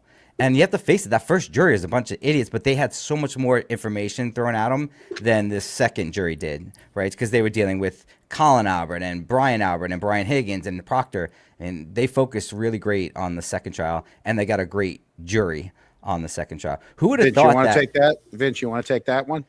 I you don't read believe the free chat. Do you believe No. OJ is innocent? No, OJ's so guilty. No way, OJ is guilty. We had great So attorneys there. guilty. But he's Yeah. OJ. I know. Just checking. Yeah. And to your point, John, in the end, it's going to turn out that sort of both sides are right, meaning Yeah. that it's not going to be this Jen McCabe, little Colin Albert, and all them. It's going to be the guys that basically we said that it was Brian Patrick Higgins attacking John somewhere where no one actually saw. And then had the help with some high profile people. Yeah, and I don't really care so much after that. What I've been focusing on is solving this crime, solving who murdered John, not tried to cover it up, right? And there definitely was some aspect of that. And the text messages from Proctor have to at least give us more ability to make that leap, because I was fooled by Proctor. I just thought it was kind of like a dopey guy, but I don't believe that you would take a risk if you're Brian Patrick Higgins and you just killed someone with your buddy Brian Albert helping you cover it up. I don't believe you're going to bring people in just because they make racist tweets. This is a huge issue, because all you need is one asshole to be honest and go and rat you out. So you want to keep as little people as possible on this, in this situation, once you killed someone. Right. So that's how I look at it is when Brian Albert says it would take 50 people to keep this. No, it wouldn't. It would just take a few people in the right positions. Everyone else is doing their job, whether they're doing their job sloppily or if they're doing their job with garbage in, garbage out information. It only takes a couple people to steer it the way you need it to be steered. It really does. What's with this free chat? Yeah, I know, it's so distracting. Stop it, What- Eric. Sorry. That's Eric. That's not me. Eric wants to be included. Let's get back to our video here. So then you're going to move into talking to Matt McCabe. And I think that Matt McCabe is even more interested in you than Brian Patrick. And you have to correct me if I'm wrong, but let's hear what these two were talking about. He was my wingman. Matt was your wingman? Yeah. Well, I recruited him early. Okay, This is can I? crazy. So Matt's not interested in you. I just wanted to know: do you have all your teeth? Me? Yeah. Yes. Yeah. So he's not interested in you. All right. Ah, I know. Here we go. I got to enlarge it first. Here we go. He's gorgeous. That I allowed those text exchanges to happen. I've said it on the stand, I've said it in other forums, right? That's what people miss in this translation is that she got that number from the third party. That's not something, it doesn't justify my action, right? I'm just. John, can you stop for a second? Of course I So can. Didi, you're saying that he's making this statement in the middle of someone talking on the stage? Yes, sir. That's No insane. stage. Wow. Yeah. I Okay. would like Sam to tell us about, because that's huge, because he's literally positioning himself and giving himself the ability to cut the entire speech off and make his own self-serving speech, which he did right there. That is fascinating to me. Interesting. All right, let's play it. You want me to go back? No, just play it. See, I'm your wingman. That's what I said. You want me to go back to the video? I'm your wingman. Oh, yeah. Don't get snippy with me.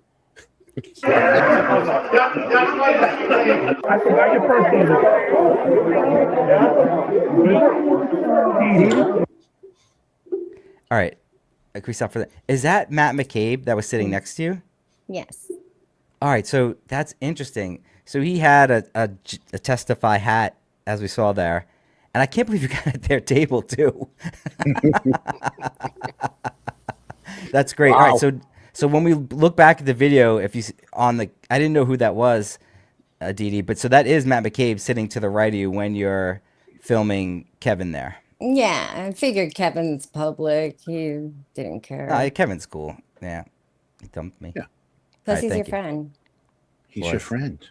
Because he's your friend. Here we go.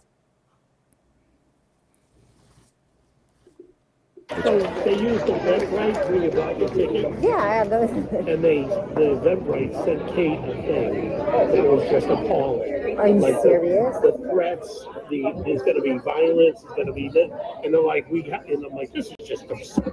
This place got a lot of emails sent to them, so they were nervous. I'm like, That's what you no have one's to gonna do like anything. literally stand Blah, up blah, blah, against. blah. Exactly. That's why we're here. Because we're not intimidated. It's insane. All right, so with that, did you interpret what Matt McCabe was doing as somewhat flirtatious?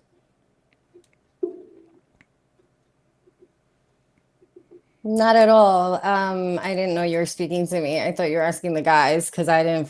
Fine. I think he Eric, was just, he flirting with you? He was not flirting with me. No. no. Eric, do you think he was flirting? I think he was flirting. Yeah. I only say Eric because I've used that exact method where you act as if you're the friend of the girl, because Yeah. you got to realize that Dee Dee's Friend a zone. single girl sitting at their table. There's no guys in sight. Her big black husband is not anywhere in sight, right? So she's only there by herself, and she's looking good, I guess, amongst the other people that were there, I would presume. So sometimes you want to make the person feel comfortable, but other times you're realizing that Vince, do you know why her big black husband was not there? It's because she's single now. he's contradicting himself. Yes, thank you. And I she's doubt that single now. divorce is done yet. mind your business. Okay. Anyways, keep going. So Yeah. he was being a good wingman. I don't know. I've used the wingman technique, Eric, and you're in agreement with me that he's flirting. I've That's used why this you're before. Probably. So out of all the guys, then we hear them like jumping in with the Fort Wayne and the Wayne, New Jersey. Who was actually doing that? I don't know exactly who, because I pulled Brian like away to speak to him, and then someone just like popped in behind me, and I was like, okay, I was having a conversation with him, but okay. So I don't know who the other person was speaking, honestly, because I had my back to them and I was trying to like let them know I wasn't done.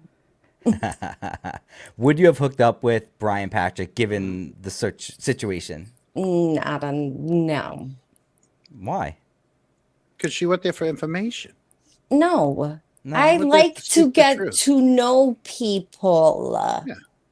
I would need to like get to know him. I wouldn't And just it's a long distance relationship. You know those don't work. You can't even get in a relationship with someone from the other side of the city.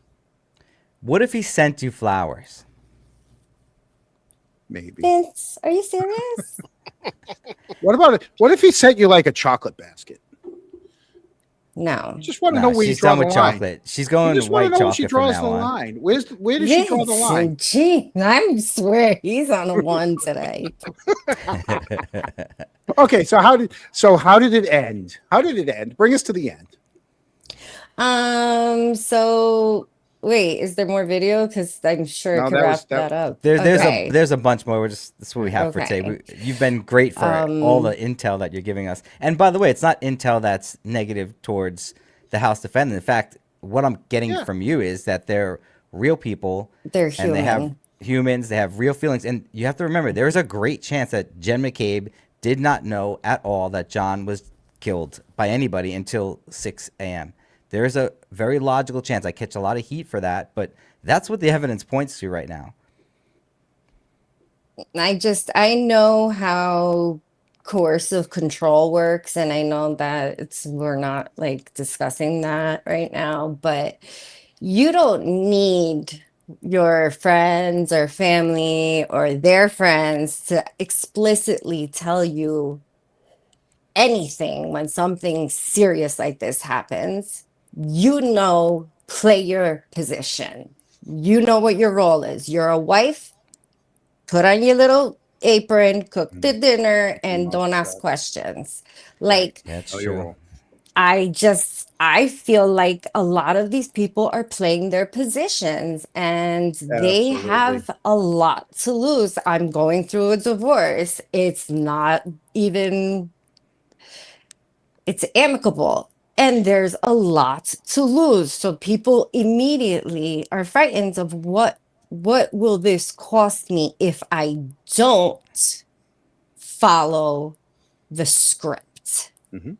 And True. so It's true. I think that coercive control is just something that is an energy, a behavior that some people can't even Yeah, to notice. touch on exactly that one step further. You're also the spouse. A lot of them are spouses of law enforcement officers.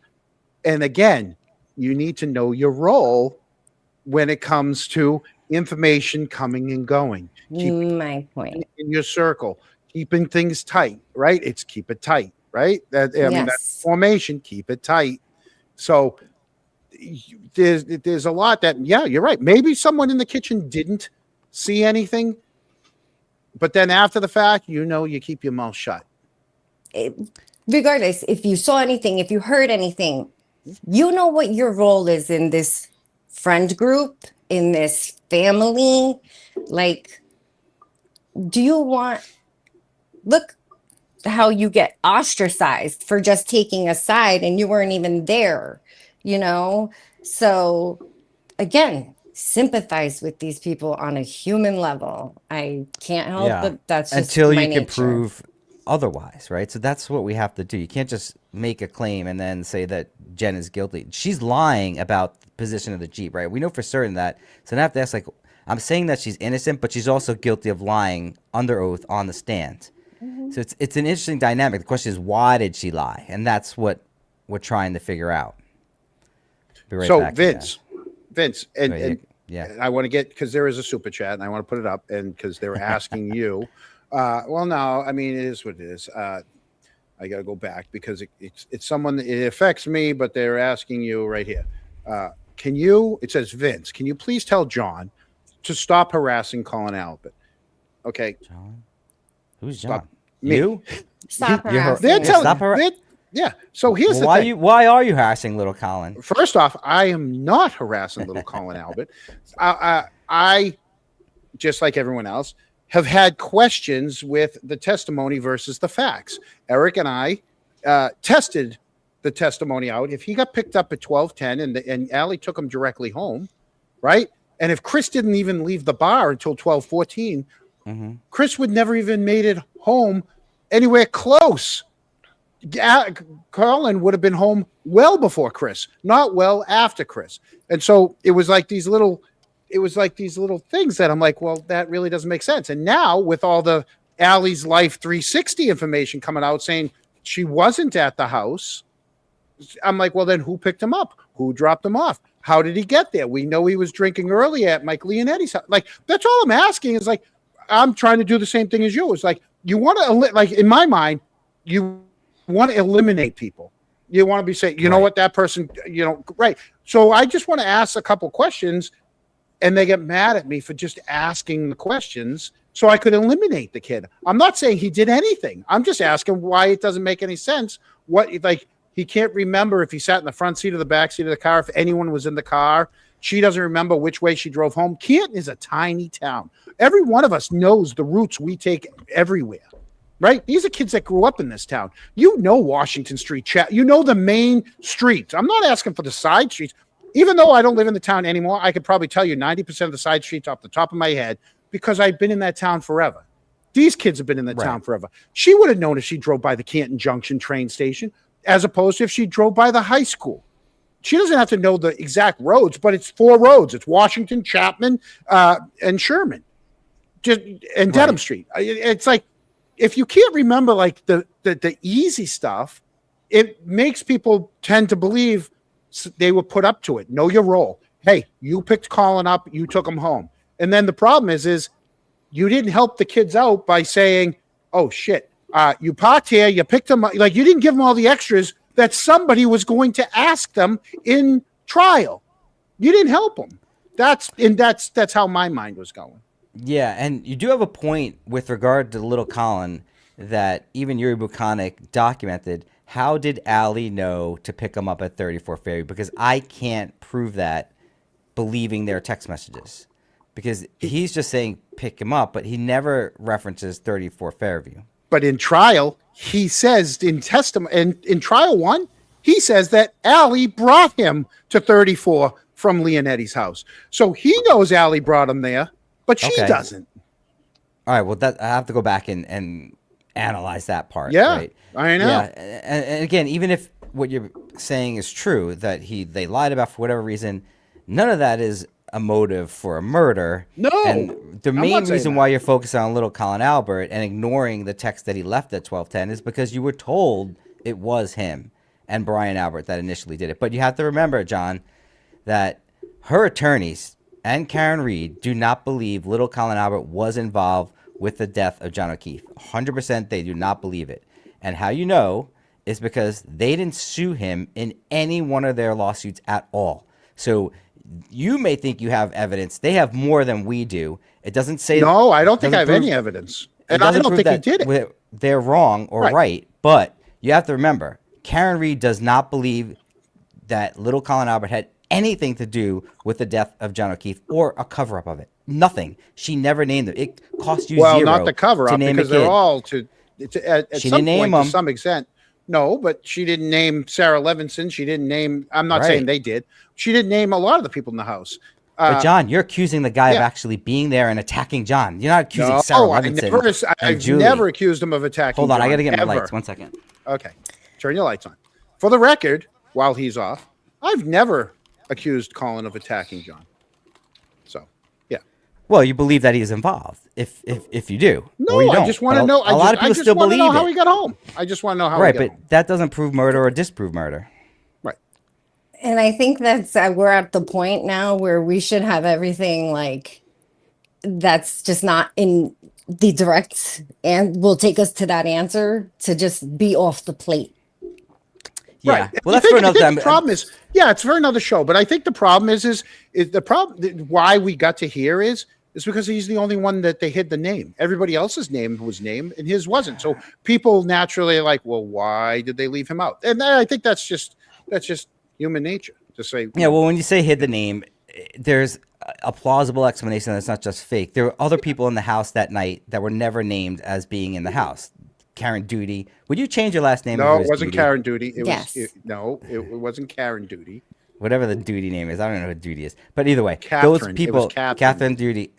Yes. And I actually saw it. I saw what happened here. Colin saw that there were some hotties and they left. And then you're left with Julie Nagel, Sarah Levinson, and big old Brian Albert Jr. You want to get the fuck out of there. You don't want to fight a 45-year-old, 6-foot-something cop in white suburban neighborhoods when it's snowing out. There's never a chance in hell Colin would ever want. But lurking right outside is a man that's in love with Karen Reed. That bed that you're sleeping in, he wanted to be in it. She was she was begging him to come into that bed. That is the oldest motive of time. How many fights have we seen in our lives where two males are fighting over a female? Yeah. And I've seen quite a few.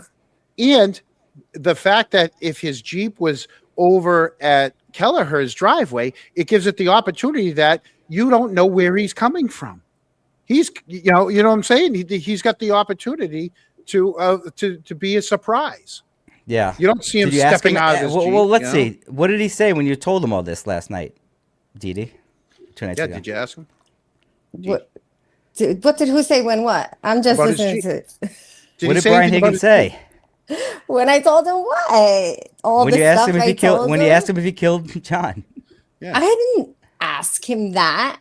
Why I not? made sure he knew how to get in touch with me because if he would like If he to calls, have can you ask him? conversations, I would love to talk to him. And I just wonder why he hasn't reached out to Vince yet.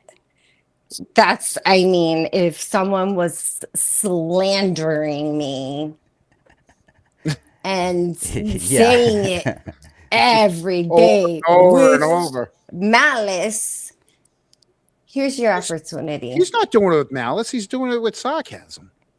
No, I said I'm doing it with malice. I Oh, okay. initially wanted him to sue me to get at the documents that I can't get at, that we can't get with the FOIA request. I put my entire livelihood on the line when I make this representation. So Yeah. you're right. He should sue me. It's the easiest case if he didn't do it. It's easy. There's money, and you can. And that's all I'm prove it. thinking is prove yourself innocent. Do you ever think, like, Vince? Do you ever think that one morning you're going to wake up and there's going to be that? Oh my God, he's suing me. Oh no, I wouldn't care about the suit. I brought this here to see this red Solo cup when he actually comes to kill me. John, I bought the office that I'm in now. We're in a zone where we can't even have our handguns. I shouldn't even be saying this publicly because I have a Firearm. license to have.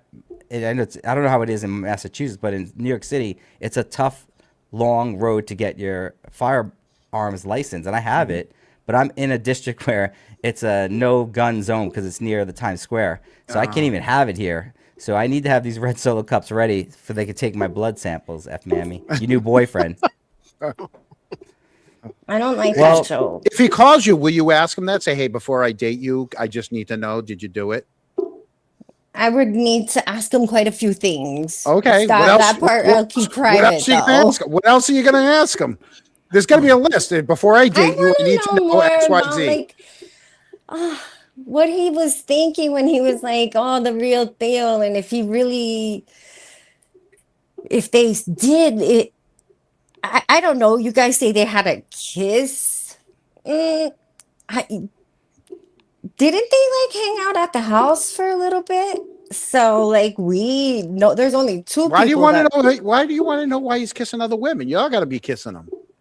No, I just want to see if that's how willing he was to Does he kiss as good as court he fights? I don't know. Karen. No, like if he was that willing to court Karen to go behind John's back, I would His be, best friend. as a woman, I would be like so flattered.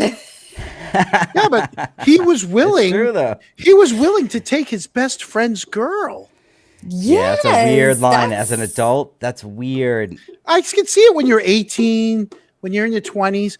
But after that, after college, you don't take anybody's woman. Once you start real life, you don't take anyone's woman. I mean, that's There's so the many code. of them. Eric, who's playing the bongos in the Yeah, background? what is Oh, this? that was me. Oh my God, that was done it me. again. I did it again. Vince, I had such ADD, right? I've been yelled at show after show to keep my hands off the table. I had a freaking envelope, and I was sitting here tapping this stupid envelope because I can't keep my hands by themselves. I We'll have to say apologize, this, and I everybody. told you this, So John, sorry. I'm that so sorry. Dee Dee, when Lucky gave his speech at the end, their audio was all screwed up. But Yeah. when I it's did the horrible. take for them, Worst show ever. a tear came right down. I couldn't stop myself from crying, and I made them cut it out. I had to redo it 4 times, even with your shitty audio. To hear Lucky, and I get emotional when I hear it, to hear Lucky, who's so authentic and honest, speak at that trial. Karen started crying too, because we saw so many people coming up and lying for whatever the reasons. But when you heard Lucky, you saw authenticity, and you fucked up the audio, John, but it was not that bad where it still made me cry. I did. Yeah, when he was Vince, talking to David and since Eddie. you're bringing up Lucky, I would like you to do us a favor. It was just the other day, 2 days ago. Was it 2 days ago? It was his birthday. It was Lucky's birthday, and it's Father's Day. So, can you guys please wish Lucky a happy birthday? Because Lucky watches. I I'll know he's give watching. him a birthday gift. Oh, Oh yeah, all right. I'll use Dee Dee as my proxy. Lucky, Dee Dee? she's coming over. There's to the get Franken lucky. truck. No, he was adorable. Oh my gosh. And it was so refreshing to hear someone say something that didn't sound scripted, just like Yes. answers felt off the cuff. And this is what Yeah. happens. And it's like, yeah, all right. If I hit a person, that's fine. But God forbid I hit an animal. Mm. I mean, we're all like, how do you not cry when you hear Right? that? He's gonna be the nicest. Yeah, go ahead, Eric. He is. No, He's the nicest guy you'll ever meet, and you ask him He a is. question, you're gonna get a straight answer. Oh, God Yep. bless Lucky. So Lucky, happy birthday, happy Father's Day, Lucky. I know you're out Very there happy watching. So birthday. there you Keep it go. together, All right, well, There's the Franken truck. That is Yes. amazing. I actually love. I wish we could actually buy these things as know. opposed to not. And I want to do something for Lucky. I said this from the beginning that when I'm running, when I'm walking on the treadmill, it looks into the Madison Square Garden where all the players come in with their nice cars. And I always said that I wanted to buy the website Lambo for Lucky and raise money for a Lamborghini for him, like a red one, something that he'll never like, but just as a symbol that you can do the right thing in life. And sometimes you do get lucky like that. And I'm not saying, I know we'll screw up the cases now, so I want to wait towards the end, but we raise all this money to give to attorneys, right? And all these other things. Why can't Lucky have something like crazy nice that I don't know. even have, right? I know. Because he was that that shining star in this both trials, but especially in the first one. Vince, and listen, I will defer to you and Eric and Dee Dee. All right. What if we split tonight's show between Lucky and Dee? 50-50. Listen, I like It's up to Lucky and you. all, It's but up to you. No, it's fine. No, I'm just asking. I'm just coming up with an idea, and I'm asking. I'm just, I don't, you know, oh, yeah, I'm crying. I don't care. Mine too lucky. We don't I get hear 'cause your I bodily don't- I don't- functions. No, I don't. We have to 'cause I pay don't back want F it. Mammy for this. Yeah, I don't want it. So it's. I mean, I thank Yeah, I everybody agree. that's We'll split donated, them, but yeah, yeah. thank you, and we'll split it between the two. there you go. Oh, that's All right, great. Dee, you'll still get something. Did you hear and- what he said? He's disgusting. I know, but you know what? That's the new. I'll tell you. As much as the chat hates him, I like him, and I think he's an all right guy. You just have to get used to these friggin' New Yorkers. If he, I don't know if it's I really can. because he's a filthy New Yorker, and we just He's put up with him. filthy. I know, but people from Massachusetts are not used to it. We are Beantown. We're better than New York. I mean, F the Yankees. You name it, we could care less. You know, This is why the Red Sox fans hate the Yankees fans. Okay, while I we're know, it here is, trying to because he solve acts like that. crimes, you guys Because he worry acts- about your well, no, because ball he acts games. so much. He's so much better, and he can say edgy things, and we don't. You know, I mean, it is what it is, and I can't now. I don't know what to do with my hands. I can't Just don't play the Sit banger on bongos. them. Dee, Put them down your pants. Dee, I got a question for you. Okay. When you were in Canton, did you take the tour of Canton? Did you drive around and see all the spots? I just went to, I had to pull over to finish my makeup in the Canton Cemetery. So that was, I think you see the picture of the gates. I'm like, just evidence that I was in Canton in case anything happens to me. And then You went to the waterfall. We saw pictures from that. I went to the waterfall at the end of the night alone and had a seltzer water because I was Oh. driving. I'm not much fun. Or Diet Coke. A Diet Coke. I needed caffeine. That's what it was. And so yeah, I went there, just felt right to like kind of wear his sweatshirt, go there and have a soft drink. So we know you went in saying that Karen Reed was innocent. When you left, did that opinion change at all? The only thing that changed, no, it didn't. The only thing that changed was my even deeper, I guess, empathy for the people that are probably involved in something they wish They're people. so hard that Yeah, never happens. they're human beings. So Right. And the thing is, though, you could say they're human beings, But but if it's the not evidence points to Karen. them, then No, you have to change your exactly. opinion. So, like, and we have to keep moving towards it. Just because they're humans doesn't mean that they are innocent, right? So it's a I matter of didn't say, no, I'm Right. not saying that at all. how good did Jen McCabe smell? She smelled lovely. Her hair looked great. She looks like she needs to eat and rest. And it would just take one person to do the right thing. I don't know. It's her friend. Sorry. I feel like a lot of girls project their childhood bully onto her because she looks like she should be a bully, but she does have that lucky disorder where she doesn't gain much weight. You know, like they have issues with their body. So her and Karen have the same disorder. So you may look at them and thinking like, oh, they're so fit, but they really aren't. It's not because of No. working out or It's eating. a medical. It's medical. Yeah. Yeah, they got that lucky one. What is it called? Don't say that. You don't have to. No, stop. We know No, what it is, Vince. you leave it alone. I forgot This the guy name of tells it. me on a regular basis, when we would speak, you just need to lose 65 pounds. So let me ask you a question, Vince. Since you asked all the questions tonight, before we even started the show, one of the House defendant people said that that before even the show even started, they were going after us, saying that, you know, keep it up. This is going to, you know, I can't believe you guys are going to defame the witnesses, and this is witness harassment. Now, we're 2 hours into the show. Do you think anything we talked about tonight was us trying to intimidate anyone other than you and Higgins? That's different. No. No. I think Hopefully it's- I Yeah. catch heat from the free Karen Reed side because I still am not convinced that Jen did anything at all based upon the evidence that's there, 'Cause- right? yeah, and but little that's Colin different. Albert. That's- And I'm yeah, not just that's- saying that. So yeah, so I think it's sometimes refreshing to hear the other side concede things. Exactly. I love concession humor. I love racial humor, obviously, but I love concession Yeah. where you're in the wrong and you admit it because it's something that humans rarely do. I love it. So, you know, part of what I do is to entertain on some level, but there are Right. facts behind what I'm saying. And when I make the representation that Brian Patrick Higgins is involved in the death of John O'Keefe, I'm doing that after full investigation because he can sue me at any point for the next 3 years. And I'm going to keep saying it unless, of course, the evidence changes, but it just hasn't. This wasn't a hard case to solve. But the rest of the show, what we just did for the last 2 hours, and Eric knows this. We've gone over this time and time again.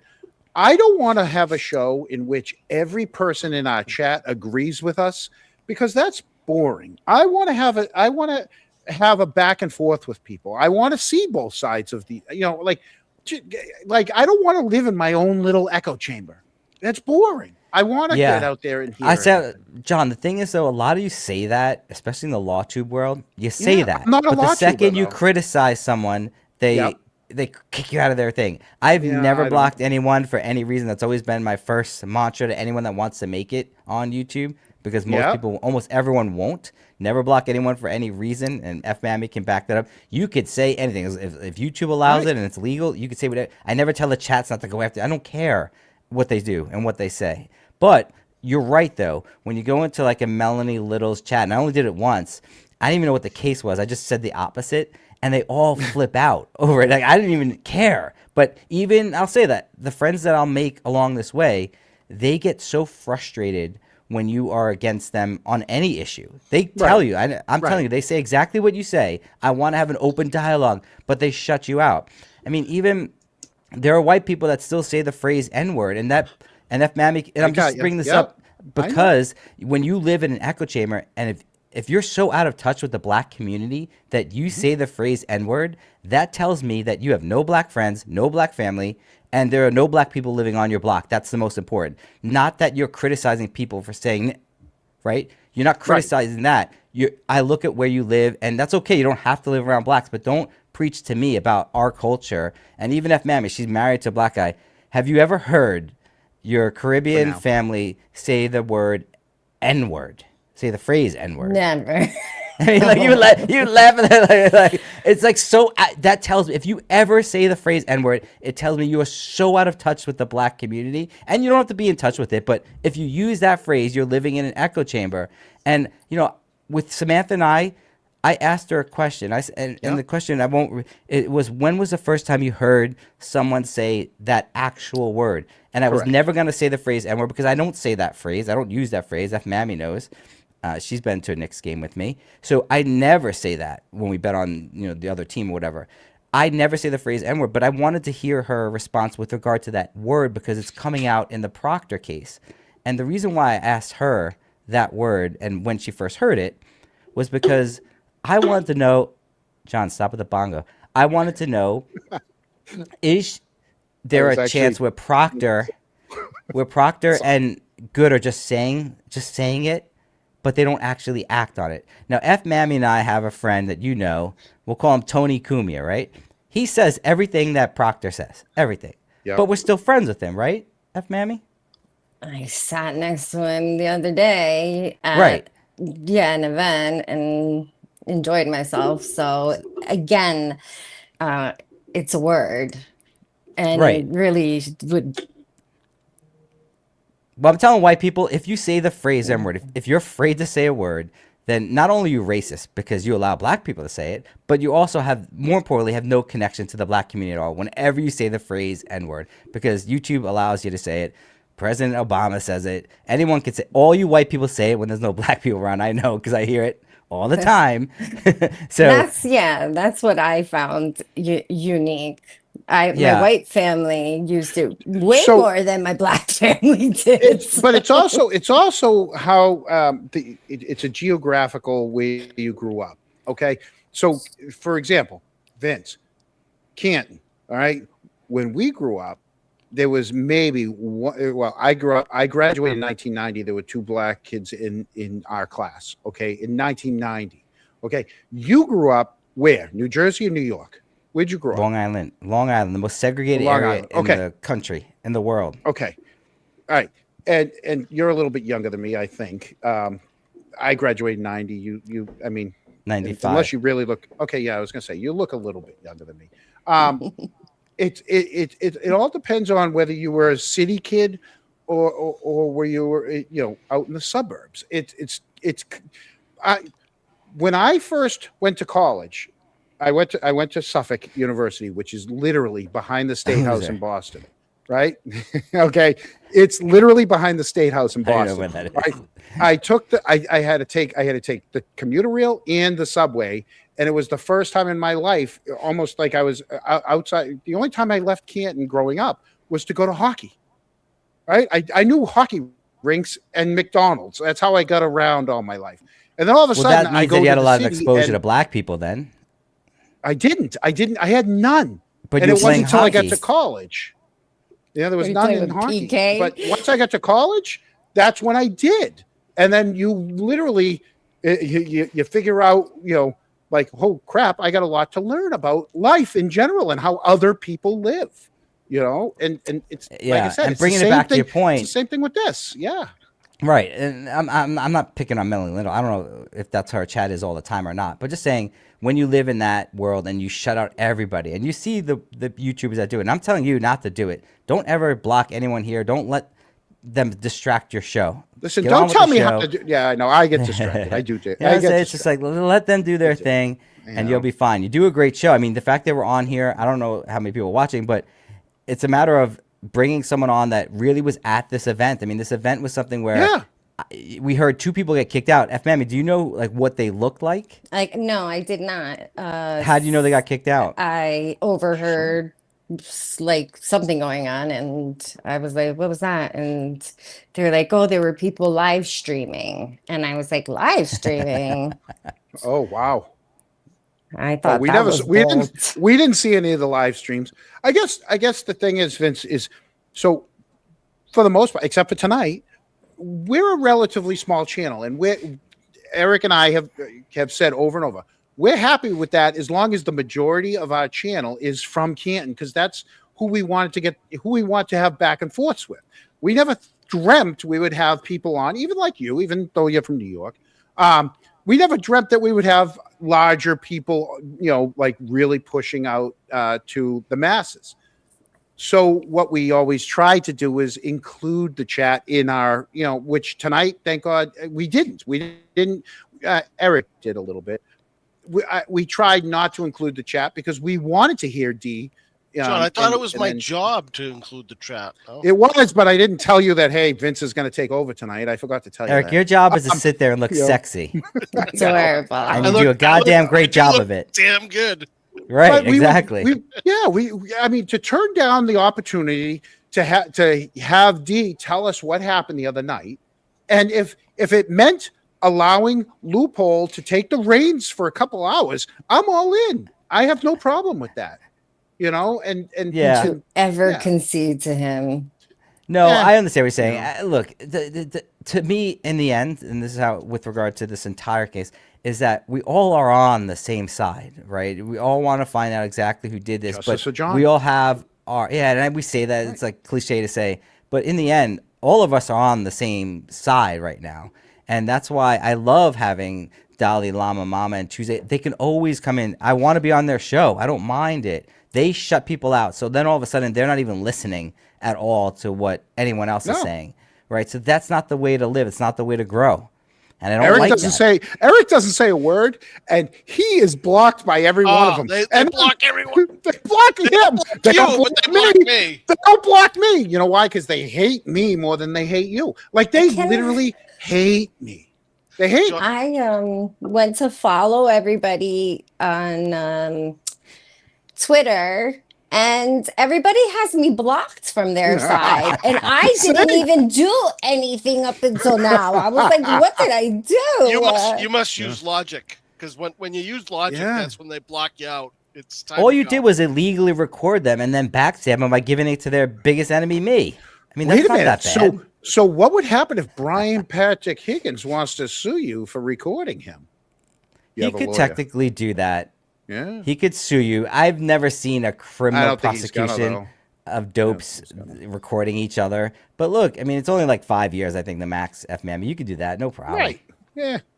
Well, good behavior. Should be up Well, to 3. before we go, I John, would never be on good behavior. It sounds like you Club sent me a Paradise. text that they were threatening F Mammy and me, but they already know who my identity to out you. Yeah. And I know Dee Dee, this is why I will always stick by her, is that we don't care. The exact text I wrote you, Jonas, I don't care. I know Dee Dee doesn't care. So I give out my phone number, I give out my address, Eric, and I gave it out since 2017 because I had like a stalker that posted my social security number, posted my kids' pictures. And in the end, if you waste your time fighting all that, like, I want their IP address, you're taking away from the show and taking away from entertaining people. It's not fair to the audience that is watching. Right. So I don't do it. And when I noticed that they were going to do it, I said, let's just go on tonight, Dee Dee. And that's why we're here. Not necessarily because we like you, John. We like Eric. And I said, let's just go on. And I know Dee Dee wouldn't care. Last minute, folks, and for the people, for our diehards that do watch us, literally, that's how what he just said. That's how organic this just happened tonight. It was, hey, can we come on? And I'm like, absolutely. And we didn't even get to talk ahead of time. I found out about this through one of John's tweets. I'm like, John, you can't even call me and say this is going on. I got to find out on X. Yeah, it was like, you know what? Let's do this because actually, this went way better than I thought. I was scared for a minute. Because I he know was how so this nervous. is. Eric, he was so nervous before, and I wasn't helping. At 6:59, I'm like, "Hey, did you send me the link?" I'm fucking with them the whole time. To him twice. But here's the thing: why wouldn't you want to hear this stuff? Like both sides want to hear it. No, so they're all here watching. That was the weird thing, and that's what I told. Like this is with Samantha and I. Like I don't know if she's really upset about me saying a word, but I can't perform and then have my partner question me about it because I really like her. I really like doing the show, and the show we have together is really good. Like I know it's good. She's got the chemistry with me, and it's not offline, it's online. Whatever we do, it's really good. And I don't want to, when a conflict is going to come up, the bigger you get, the harder the conflicts are going to be. You need to have your people there having your back, even if you're wrong. And that's what I need. I'm not saying Samantha's not doing that because we're planning on having you, Dee Dee, on sometime during the week. But the problem is she gets a lot of emails from everyone saying, "Oh, Vince is crude. He's always trying to hit on you." Like, oh, this is a part of a show, right? We're trying to entertain and be funny. But yeah, and I can be crude, but I know sort of what I'm doing with regard to that, right? So I want to keep it entertaining at the bare minimum. Well, we appreciate that. Yeah, no, this was great, guys, and I like doing these shows. And Dee Dee's been around. She's been around since Howard Stern days. We've been through a lot rougher stuff than any of this bullshit. So I'm okay with it. You know, that's what I tried to tell you. We're a tiny little. This isn't like the big city. It just isn't. And some people can't. Some people don't see it. And I Yeah. would like to maintain some of the friendships I made last night, Mama. I don't think that's gonna happen. I want her to unblock me. We had such a good time. Yeah, all you did was Well, undercut them and go behind their back and betray them. That's it. Dee, let me ask Mullins, but I'll be your friend. It's probably- Well, Dee, that brings us back to you, John. You used to have this Yeah. co-host, Yeah. Boozy, and I know you guys had an issue, and I know you don't want to talk about it, but I would like to know, like, what was the real main issue that separated you two? It was just a power struggle. That's all. What does that mean, Not Dee even. Dee? Gosh, Not do you even. want No, me it to do was- the measuring? No. It was no. We just had different opinions on how the show was going to go. That's it. Yeah. Really? What was your opinion on the show? It's my show. All right, but like, what's your opinion that she didn't like? I don't know. She didn't. There was some muting, going on. We muted each Oh, other. you would mute her? Well, if you're doing it No, she funny, muted me, and I was like, like, hey, don't mute me. It's my show. Oh, it's a And, she. yeah. oh yeah, it was Boozy. I like that girl. She's really Yeah, good. she's all right. Boozy's Yeah. great. Love Well, Boozy. no, John that- told me that he blocked the word. I told you in the Boozy green. I told you in the green Not room to not say to it, bring but- it up, but you're gonna. But bring now it here, up, so. hey, F ma'am, if you type in Boozy, suppose it like if you spell it the way I guess she spells it, John blocked it. Hey, No, I Oh, didn't. you Look, guys- you I did guys not. gotta It's I did stop. not. It's right there. Stop telling lies. He did It's right what? there. See, it's in He the did. chat. No, it's in that's the chat. that's it's all over the chat. Malama. Yeah, that's Kerry Lama. Well, look, I'll say hey, there you go. Kerry Lama is watching still, so she I heard you I say that love. you like I her. swear, you There know you what I go. love the most, and I love Lydia the most. I love Tuesday obviously, but I love Lydia. I like that she's like snarky. I love all of them, and they hate me so much. I pay them, John, and they block the account that pays them. I don't There you understand go. this. Well, hey, Why we do you took all wanna the do super this? chats tonight, and here's the thing. I love it because they have ragged on Lucky so much. I even have the texts right here that I was going to show later tonight. You guys all ragged on Lucky, and now Lucky's getting half of the money tonight. So there you go. So Yeah, I mean, Sorry. I'm not kidding. I would cry on the treadmill. Like I'm looking at who's that guy Brunson drive in with his Lamborghini. I'm like, why can't Lucky have a Lamborghini? Because it's not that much, Like I figure, however much we raise, Dee Dee, we'll get whatever we can afford. If it's a used one, if it's a Matchbox one, whatever comes out. But I want the trials to be all over, so it's not like it's like being influenced by all this. But I will never forget love Lucky. that. There's things even more that I'm not even saying here that I Earl, will. Earl, we'll get do to that. it. Calm down, Earl. Vince We'll get has to it. had some ideas for Lucky to Oh, we celebrate have, sorry. him. So let's read these super chats before we get out of here. I gotta do my lights. Be right Yeah, back. before you guys go, because we got some other things we're gonna get to. So we'll do it in reverse order. All right, reverse order. Here we go. Piper Lily, $4.20, $2, but nothing. Here for Lucky, Fiona, $1.99 from some other country. Richie Schiffer gave a membership. B Ducks, let's all donate to pay off Lucky's house. Lucky's F them. Yeah. No. See, I understand that, and I know Lucky wouldn't want. But the reason why I wanted to do it was to be ostentatious and to make it a beacon. Obnoxious. Yeah, and he would hate it, right? And he could sell it after, but the fact that would be a symbol to people Imagine that you him can do the right pulling thing. into DPW in a Lambo. I was Everyone else has everything the about. pickup trucks. Everyone's got the Ford F-350, and here he comes in a Lambo. Okay. John, you're not even. I would know. envision. I'm envisioning know. him sliding on the snow. It's so impractical, but I love it. such a And don't you agree, Dee Dee? That's what we should do. I See him love that driving it idea. and shaking his head. I could see him driving it and shaking his head, going, "I can't believe I'm driving this thing." Okay, because I thought he would. Yeah. I thought he wouldn't even drive it. Because I have this. I have this vision of Probably Lucky in not. my I head. don't know. He would have to Such a for good me. guy. Yeah. Let's see. Birthday love and bowing down to Queen D. There you go. $4.99. Desperate housewife. They like Queen D. They like you. Oh no, Here you go. Corey Hopkins. Earl the Pink king. Gray. Thank you for standing up for Colin, Vince. John has been absolutely vile to Colin. I don't think so, but that's your opinion. Donate to defending. You put an extra G in there. You should know the truth. Let's keep on going. Back. Rest in peace, John. 2490 there. What does 5150 mean, Eric?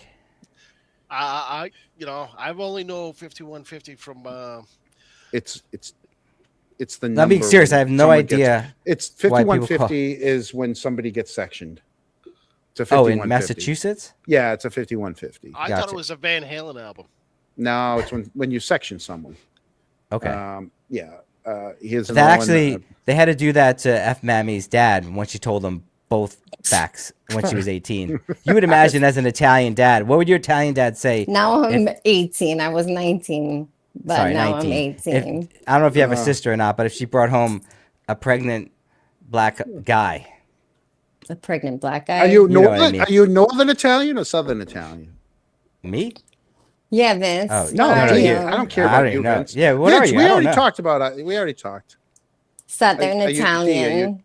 Southern, yeah, yeah, you're northern. All right, appreciate they're all bougie. you do. Thank Pro you very much, Gamer Sing Sing. gifted 10 memberships. Enough of these memberships. We don't get any of that Cost cut. line, we already got that one. We got the member. We 199. Thank you. Another Vince, your 199. cut's going to Lucky Buddy. Another I know. 199. Yeah, Vince gets. If anyone has any more Uh, questions for D, because like a lot of times we don't There you know go. like the funny or good questions to There you go, ask. Chloe. Here's to the nice cans. There they go. There's the cans. Eric, right there. see, Eric keeps Steve, getting all Vince, this money. Vince, they all make fun of me, but look at that. That's a normal can right there in my They hand. ain't talking about your Just saying. cans. Oh, but there's a can in my hand. I'm just letting you know. So they want to tell me I'm 5'10". It's called a Pricks Cider. Yeah. So Well, Maybe this- it's time for a word from our sponsor. wait, what kids were Oh, you have a present at the sponsor? event? Yeah. No, Oh, yeah, we good have a question. fake. We have a fake sponsor. But go ahead. Ah, this Go ahead, is the Eric. best I'll play it. sponsor. Okay, go ahead. Play it, Eric. After a hard day at work, there is nothing better than a Pricks Cider. Well, I'll say this, that F. Mammy has the right philosophy on being a wife, and the fact that her husband's dopey enough to divorce her is dumb. I mean, like, John, and this is no joke, they would have sex multiple times a day up until even after their divorce. So if you ever think about how sexless most marriages are, this was the exact opposite, right, Yeah. Didi? I'd like to correct the record. Not up until after our divorce. There you go. It ended Well, I mean, but very, before. very dramatically. He was like, absolutely not. Listen, nobody in Oh, Canton you were begging him has, for it? nobody in Canton has relations. We're gonna lose. Stop it. We're gonna lose viewers because nobody in Canton does anything. Well, Didi, did you pick up on any of the swinger vibe? Yeah. That Yeah, was well, it? Oh, I had that all wrong. I was thinking it was going to be swinger vibes. Disappointment. Total disappointment. No, honestly, when I first started following this, I was like, oh, this is a swinger party gone wrong. I had it all figured out in my head, and there was didn't- none of that energy You there. didn't, you Trust didn't me. go back to the pool party though. yeah. They didn't she- look like Didi, you never really explained that invite, though. I know we were going over it, but who actually invited you Yeah. to? there were people there. I had no idea who they were. And Okay. again, this was just an outright open invitation to me. And I was like, I didn't know how to handle it. more the so I merrier. just was The more the like, merrier. Yeah, no. Right. Wait, so who did it, though? I don't know the person. Okay, was it a guy or a girl? He was a man. And you had He said, was I don't know if we attractive. covered this. I don't know if we covered it, but Brian Albert had said something about Brian Higgins' current relationship. Yes. Did we cover that, John? No, we didn't. Okay, so all right, Let's- so what did let's they cover that had to and- come up yeah. and what they say? I did tell you that he said it depends if he's in a current relationship. Like, Is he or isn't he? It's again. like, what are you asking? Are you asking because you're Oh, it interested, depends on- it or depends are on you who's asking asking. because you're nosy? And Right. I Do you know how much said trouble you just no. caused for him right now because his girlfriend's watching? But this is sort of Well- relevant, D. Was it Brian Albert that said that specifically? Yes. I He's bring the that up one- So because at the Brian just waterfall, outed Mhm. Higgins. there's a question whether Brian Albert knew that Brian Higgins was banging Karen, and Brian Higgins pulls Brian Albert aside when they walk in And it seems like the logical time to say, hey, I'm banging this guy's girlfriend. And I didn't know if Brian Albert was sort of like a ladies guy, or was he just like goofy, or was he like this big alpha male? It doesn't seem like a ladies man, like that he's cheating at all. But I was always curious as to whether he would get involved in the sexuality of Brian Patrick Higgins. Well, don't guys talk about like if they're hooking up? Yeah, it depends. Especially, I guess not when with it like this kind of a situation. Well, I have this Yeah. friend, Dee Dee, that like I wanted to get. I won't be graphic, you know, the third input on this girl, and I kept texting my friend. I'm like, I'm gonna wait till she falls asleep and then Vince. get after it. All Michael right. Proctor texted that too. Proctor. Michael Proctor Proctor Yes. texted it good. Proctor See, texted that. In yes. fact, Dee Dee, I've heard all the texts. The only thing that really bothered me was that part where you're telling a guy about you're so wanting anal that you're gonna tell your guy friends. Vince, no, that's not the problem. So again, when you look at those texts, that's a frustrated person who's reaching out to his buddy. That's all. I'm telling you, this is what it is. But I don't do that. No, that's a kid. You know that his, and we went over this before. We grew up in a one parent home kind of family in the 70s and the 80s. Okay. Since then, now both parents are working. So this kid, he's a cop, right? He's going and doing all this stuff. He's doing all his extras. He's doing his details, right? He's making bank, right? And his wife is going to school and working in the school, and she's dealing with the kids, and she's got homework, and she's got tested, right? The last thing she wants to do, right, is like after a while, any of it, right? But it becomes like you have to kind of set up for a certain time. And he probably wanted to do it on different, like when he's ready, she's not. She wants to go to bed because she's got to go to school tomorrow. So no, I get all that aspect. Right, so of he's human. frustrated. Yeah, but I just never told my guy friends that. Like I would. No, I know, but he was being. I'm okay vulgar. with That's everything just else that he being said. vulgar. It's just that part was really Right. bothering me. Well, yeah, he's just being vulgar because he doesn't want to say how he's real. He doesn't want to look like a loser, like oh, my wife won't put out. No, Right. he's trying to make it a little more. I get what you're saying. Yeah, I get what so you're my saying. wife puts out, just not anal. Right. That's what I really want. Yeah. And so that's what it is. He's talking to a buddy, and he's so. My problems was the basic. The issue I had is the one where he said, you know, there was an accident, but don't rush. You know what I mean? Now you're telling another cop, don't rush. But the thing is, though, this is what I wanted Samantha to be honest about: is are these texts something different than what they're saying? I mean, like, and there is a psychological reason why guys do this, and there's a social reason why they do it, and that's where I wanted to explore. And if you're not open to saying words, and we can't even get to whether they're doing this as a bonding thing, there are other things, a low IQ thing. I really like to know why people act the way they do. I don't believe for a second that Proctor would slow down because of it was a black person. I think he'll talk about it, but I don't know. All right, so he could slow down. I don't know, but I haven't seen any proof that he acted a certain way. And I covered the case, this Miles King's case. I think it's Miles King, where a black kid shoots another black kid in the chest. Now you have a family that's suffering, and just because Proctor is assigned as the lead investigator, should that family have to suffer and the guy that actually killed them go free? And these are questions the court has to answer. That's the legal system we have. That's the legal system we have in America. That they're the ones choosing. They're the ones deciding it, not us. Right. Well, you're a lawyer. You're coming from a that's lawyer. why I have to. Yeah. A lot of things I say facetious, but it also is very important because the law doesn't allow you to put in evidence that is overly prejudicial without any really evidentiary value, and that's where the judge is going to have to decide. Even in OJ's case, where you had this very similar situation, where you had a cop that they find out that said the word nigger, oh my God, and they got it, but he lied on the stand. But does that mean that OJ was innocent? No, but the defense played it, and that's what they're entitled, and that's what they should do. So I'm not mad at Scapiccio for actually trying to get the case dismissed, but there are real people behind this death of a kid. And I didn't know anything about the case until a few days ago, but it's black on black crime. There's no Proctor setting this thing up. Right. So Vince, I think where everybody gets you wrong is, all right. So first off, you are a lawyer, okay, and Yes. hopefully a decent one, Okay. Vincent, Very James, and Bessie. good Can one. look it Okay. up. Okay. Well, no, this is where I get it. So you do your show and you're trying to entertain and you're trying to twist the legality into it too.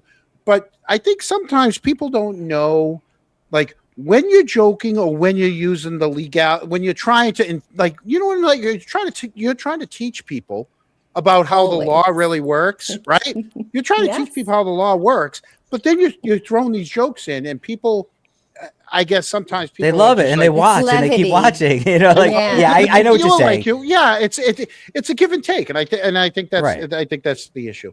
But Right, so, and that's the anyways, beauty of yeah. that's how you know you're Yeah. doing deadpan properly, and that's how you're doing Yeah. satirical work properly. That's And why I we don't don't like 'em. necessarily break the I'm fourth kidding. wall. Right, yeah. Yeah. I mean, Yeah, I get the comments all the get it. time. I Yeah, get it. right. But it's okay that you don't. I'm not smarter than anyone else. I'm just entertaining. But fundamentally, You my grew show will on me. always be You factually. grew on me. You grew That's on how. me. Yeah, I know. I'm just like a tumor, like people say. Like first you don't like me, but like then you deal like with it. a- Then you cut. like a Then you cut me out of tumor. your life. So yeah, All right. So who's So, the there you best go. looking All guy right. at the gala before we get out of here? I wasn't there. Best looking guy out of the guys that I talked to and met. Actually, was wait a minute. Brian. Did you talk to Brian You Albert? stepped all over Like, our how much- answer. Yeah, I don't care about the best looking. How much did you talk to Brian Albert? Anything? Brian Albert, I spoke Yeah. to him a couple times. It's nuts. Always Maddie was around. Maddie. yeah. Now I'm on like short names with him. Yeah. This is But, absolutely yeah. nuts that you would infiltrated that hard because I mean I'm putting out video every single day and we're friends, right? So You made it. they had no idea like how close they were to me through you, and it's just funny to me that they didn't have a system in place at all to track any of this. Well, I just But You're don't good. think And it I always was that said that I serious. told John that you're good. I know, and you're not even doing it in a malicious way. So Dalai Lama shouldn't block you for any of this. no, I was blocked no, there you go. when I was like Before this. literally got there. I was like, oh, Mama Llama, she's here. Like I was super I excited. like Mama Llama. I like all the girls Hey at the guys, friends group. I'm blocked them, and yeah. So Yeah. I just who would like to say goodbye for? Let's let Vince say goodbye first, so D can have the final word because Yeah, I will do that, and I will get out of here. But again, Yeah. Dee Dee, it was a great job. I think this sheds light where both sides needed it, and I appreciate you doing this.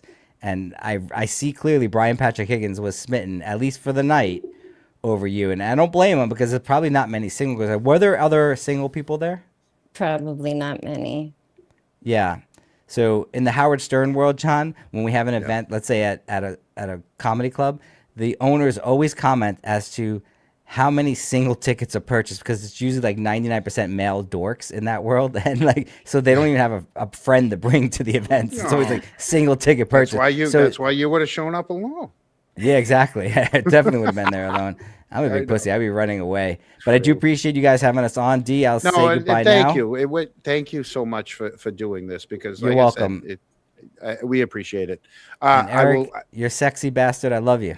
Thanks, buddy. Good to see you. Hey Vince, I will. Well, D, we're gonna give you the last word since Vince just literally, and he's not even in the back room. Okay, anymore, now so- that he's gone, Okay, is he not the most annoying person? Like between us, since he's not watching, just between us. Half the He's- crunks thinks he's annoying. Yes. he's like that medicine that your mother makes you take.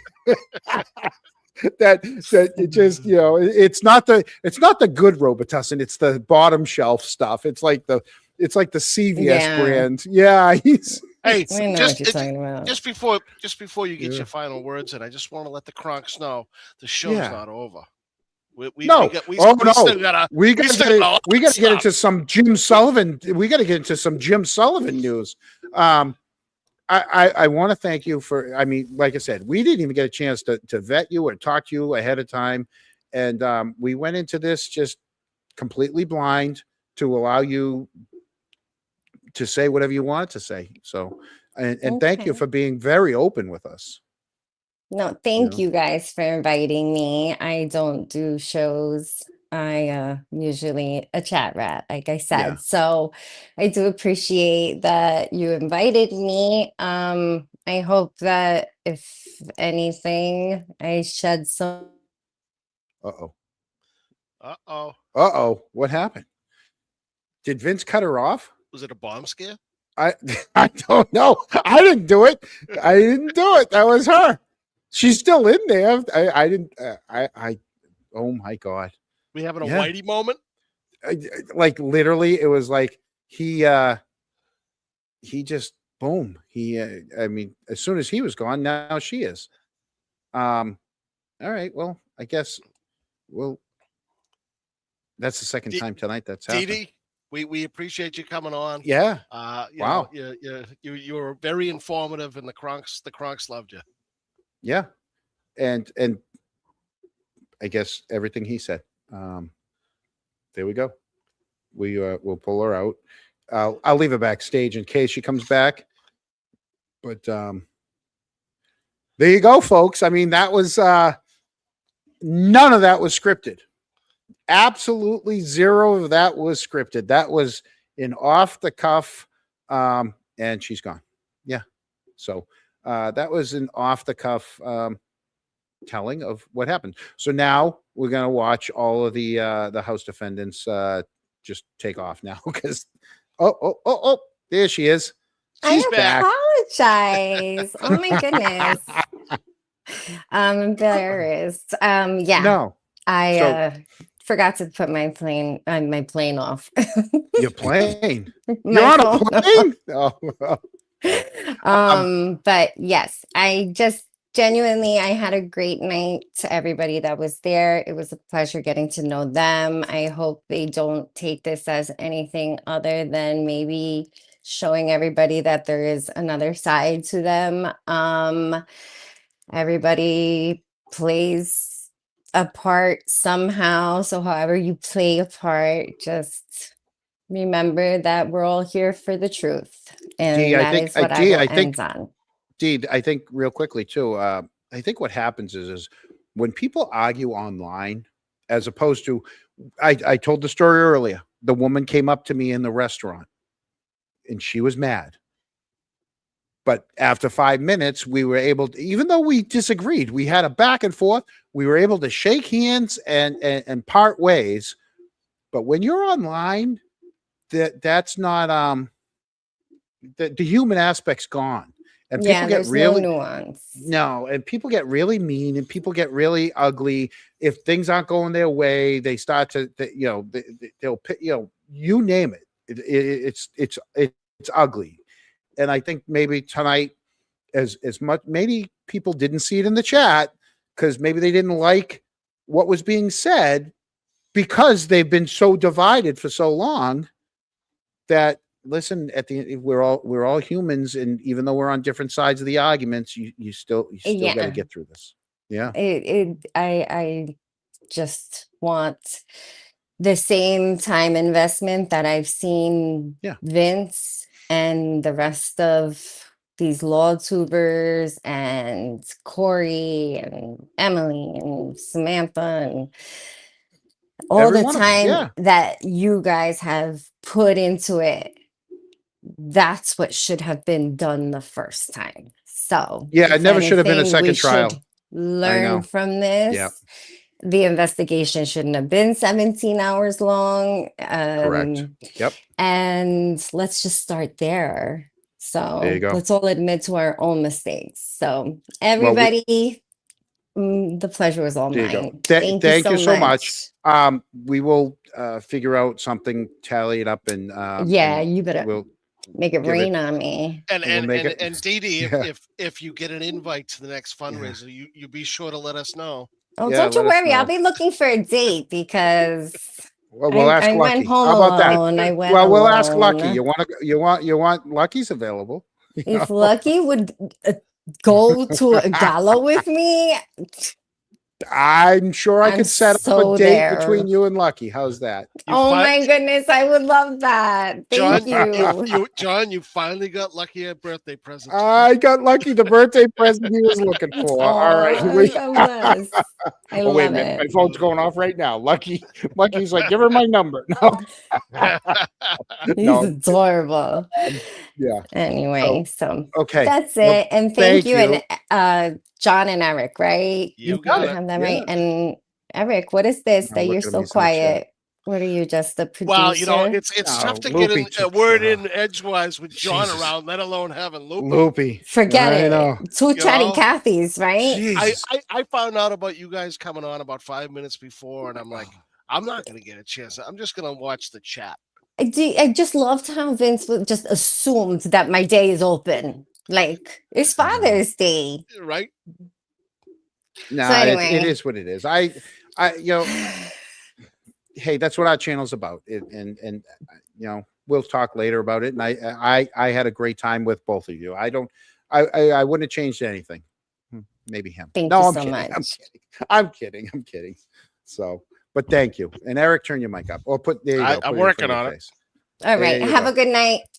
Have a All great right, night. good night. Dee Dee. Bye, Thank you. guys. Bye. Oh, I'm Loophole You're Lady. leaving. If anybody's You're looking for me on Twitter. Oh, Loophole Twitter. Lady Loophole on Lady. Twitter, all There you right. go. Well, That is find Loophole the Lady. only fib I told all night was that Aw, I didn't Yeah. have social media. And That's I all do. right. There you go. Okay. All right. Bye, guys. Bye, guys. See you later. Oh, I just said bye, guys. to her. Oh, there you go. She was a great guest. And I don't. Here's the thing. You know, I know Vince just likes to do the show and not look. I know I'm. Oh, clickety clack. Sorry. I apologize, people. I have been working on it. For the most part, I did have my hands try not to make noise. One time I started playing with an envelope. I apologize. The second time, yeah. Look, the crunks are used to it. They know. don't need your apologies anymore. Yeah. We'll just give it. Eric, the second time I was trying to send a signal to Mullins that I was out of pricks and ciders. I was tapping the empty can. What happened to hey Mullins? I'm out of Prixon. Because I couldn't get a word in edgewise with the guy. So I was just trying to go like tap, tap, tap, hoping like, hey, come over and get me a beer because I'm parched. Because this guy, I haven't been able to say a word, so maybe I'll drink. But no, I mean, it is what it is. I mean, it was different than our show, which is what we wanted. You know? Well, let's get on to the next part of the show. Yeah. Now, let me tell you, this part of the show actually has to deal with the last part of the show. Okay. So you have people that were in that that function hall. And today, let me pull these up. Now I got to get them. Today we saw, mind you, remember how certain people have been treated. The Kolakithises, right? Tom Beatty and Lucky. They went after Lucky. They went after Tom Beatty. They went after the Kolakithises. And this is where, and I know what's going to happen. This is when all the forensic people leave because they could care less. They just wanted to know, what was going to be said about them, right? Let me pull some of these things out. So there is one more person that they've been going after, right? And that is Eric James Sullivan, right? Yes. Yeah. Okay. Let's pull this one up, right? Hopefully this is the first one. Okay. How about this? August 4th, 2023. Canton's receiving a police escort to Connecticut for the Little League World Series. We all remember that. That's when John's nephew was on that team. And Sergeant Songood was in one of the cruises. Teddy Lehan was in another. And James Sullivan apparently says, you guys are great for doing this. And Goody, being the sarcastic, racist F that he is, says, yeah, you want to know what else we're good at? Sullivan goes, yeah, what's that? Covering up for murders. And so they're obviously pissed at him. And he goes, I'm not saying you guys had anything to do with it, but you have to admit it's effed up. 3 nights later, while he's waiting for the first game to start, he gets a text. It's a picture of him and Karen at CF McCarthy's because he was there that night. He was at CF McCarthy's that night. They have him on the video, right? And it reads, this man's name is James Sullivan. He's a known philanderer with 5 children. He got through a messy divorce and was seen hitting on Karen the weekend before at a, can you read the bottom of that? I can't. No, because it's scrolling. Okay, Hold on. Let me see if I can get rid of that. Cut off, didn't it? There it is. Can we get, yeah. At a baseball game. Okay. Again, right away, this is what they did, right? They did it to Lucky. They did it to James Sullivan. And again, you want to know why they did it to James Sullivan? There's more. Okay. Let's bring up the more. There's an earlier interaction with let me find it. James Sullivan right here. There's an years earlier. Here, June of 2022. He's at D&E Pizza. Chris Albert. I didn't know you were at the bar that night. You were there. I didn't see you there. How did you know I was there? Remember, this is at C.F. McCarthy's. This isn't at Waterfall. And Chris goes, your witness statement. And he goes, wow, that's public? I didn't say wow. He didn't say wow. He goes, that's public? Chris, yeah, it's online. Anyone can see it. Michael Proctor basically was discussing the witness statement with Chris Albert back in June of 2022.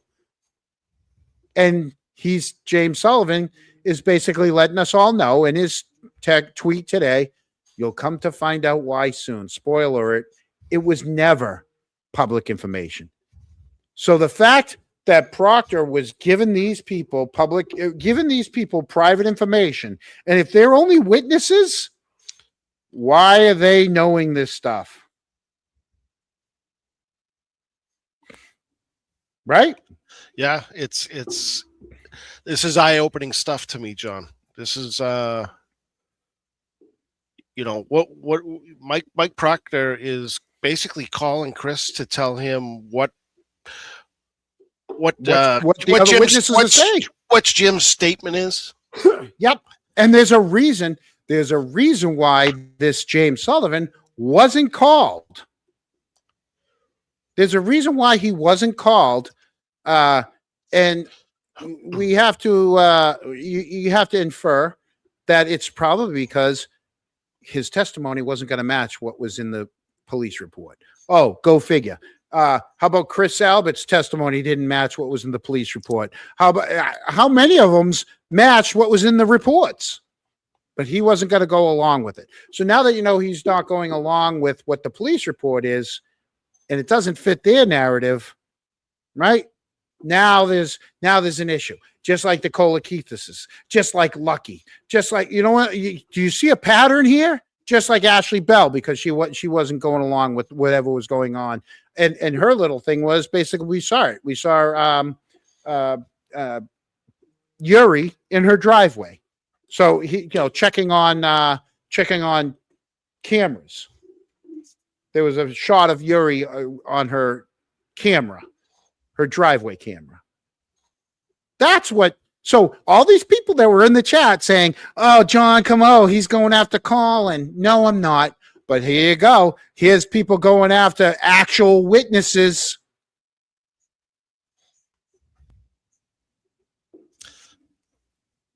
And Jim's been very quiet for a very long time. Yep.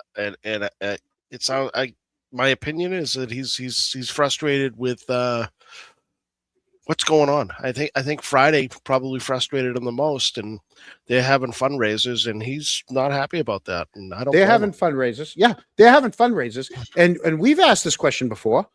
If they're all so innocent, why aren't they mad at the police for the investigation? Right. Why are they taking it out on everyone else? They should be going after the Canton police and the Mass State Police. That's who they should be going after. And instead the police are, giving him a hard time. Who else did they give a hard time to? How about this one? Right? This is why I'm still here. Right? There's Jen. Right? Jen sending a picture of me off to Turtle Boy. Right? That's the picture that started it all. She thought that picture right there was going to get me to be embarrassed and to shut up. That's what that was about. Okay. Here's another one. We got them. We got a ton of them. Okay. Then there's, and we're gonna get to actually we're gonna play a little clip of Chris at the event, right? Because we all remember. Actually, we don't have to play the clip of it. Let's pull this up. A lot of people on Twitter saw the or if you want, you can go to it's Loophole Lawyer.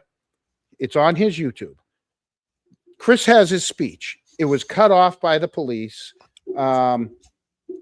doing a sweep of the room, but then he gets back to it. And at one point he says, we in April, we didn't know who Turtle Boy was. We're like, oh, like, what's this? Right?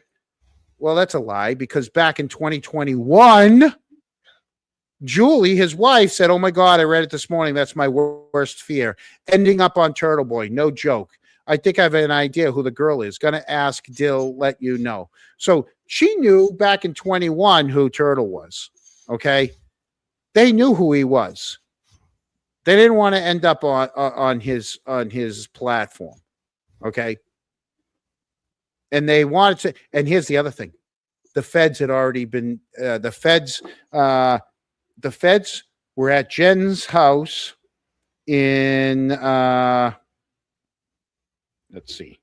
The feds were at Jen's house in April of 23. It's the same time Turtle started his shows, April 18th, 2023. So Jen was already lying to the feds in April of 23, knowing her role, right? Before Turtle even starts his shows. Gina, that's about the GMS article. Absolutely. But she knew who he was. So them on Friday night saying they had no idea who he was. They had no idea who he was. They knew who he was from years before. 7-8 months before this ever happens, and they're talking about Turtle Boy. Yep. Let's go back, right? Then you have them posting. You got this lady, right? You have this. She's an older lady. I don't want to say she's a senior. She's definitely a senior, right? Driving around in this little car, right? Whoever this handle is, D. Beck, right? She said, I showed up at Lucky's house in a costume to quote unquote talk to him. I've never shown up to Lucky's house to quote unquote talk to him. And if you knew anything about it, and it gets, and here's the thing, this is what they want to peddle online. It doesn't get fixed unless I set the record straight. Okay. I know where Lucky lives. I know where Lucky lived. I moved Lucky from one place to another. And when Lucky moves again, I would hope he calls me and I will move him again, even though it's a third floor walk up. I hate your guts, but no, I love you, Lucky. And I will go through thick and thin and suck it up for a day. John, tell the Crunks why that's wrong. Because it wasn't Lucky that I've ever shown up to. I showed up to Mike Loughran's house dressed as a chicken with my statement. I actually, my protests actually were for an exact cause. My protest was because Mike Loughran decided to Zoom select board meetings because he didn't like the fact that people kept showing up and going to the mic. So his solution was to stop Zooming. And I said, I will show up to your house, Mike, in costumes or do whatever I do. And I'm only going to protest during the select board meeting until you go back to town hall. That was the extent of it. Nothing more. It had nothing to do with Lucky, but they want to keep on pushing the narrative. Here we go again. Let's pull it up again, right? Here's the next one. Okay. D. Beck, right? TB and John Camo harassed Lucky, not the witnesses that were Lucky's real friends that he traded in for Karen, for Karen and Yannetti. Huh. That's weird. I still talk to Lucky. We went out to dinner just a couple of weeks ago. But she wants to keep peddling the stuff. These are recent posts. that they still want to push, right? There's another. I know I have another one. I'm sure I will find it. John, yeah. I don't think that was a chicken outfit. I think that was a rooster. I was a rooster, but mind you, I know our Kronks have seen it. Here's how it started on Facebook. Okay, let's. This is because they wanted me out of it. Why am I silencing free speech on my page? And Geo is my brother, right? Why is George all set with it? Not only do you not live in Canton, you don't even live in America. Okay, again, they have no clue. How is Canada these days? Did you leave because of the picture? George, come on. Why are you allowing this? Because we had a Facebook page. So they're taking stuff off. That's, believe it or not, that's me in the middle of a giant motorcycle rally directing traffic. Yeah. I have no problem putting that up there because that's what they wanted to do. They thought that they could put this stuff up there and silence me. All right. And they kept doing it. They sent more, right? How about this one? Right? It's been talked at nauseum, right? Send any dick pics lately, you weirdo? Here's another guy. I'm like, no, I haven't. But you guys, and there's another one where the guy threatens me. Let me pull up where they threaten me, right? It's, I think it's this one.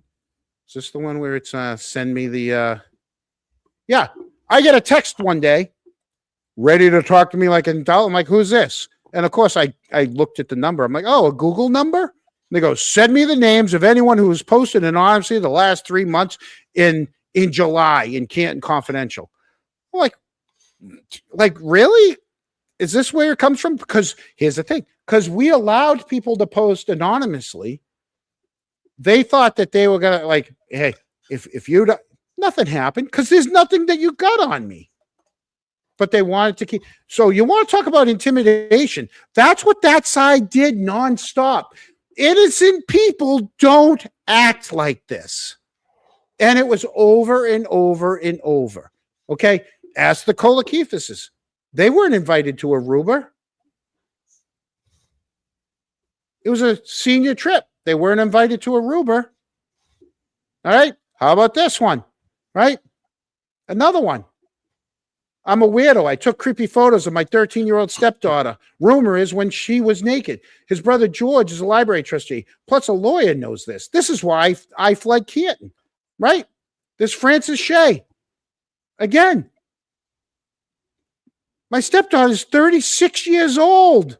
And they want to peddle this crap. And I just let them post it. Just, yeah, go ahead. Post your bullshit.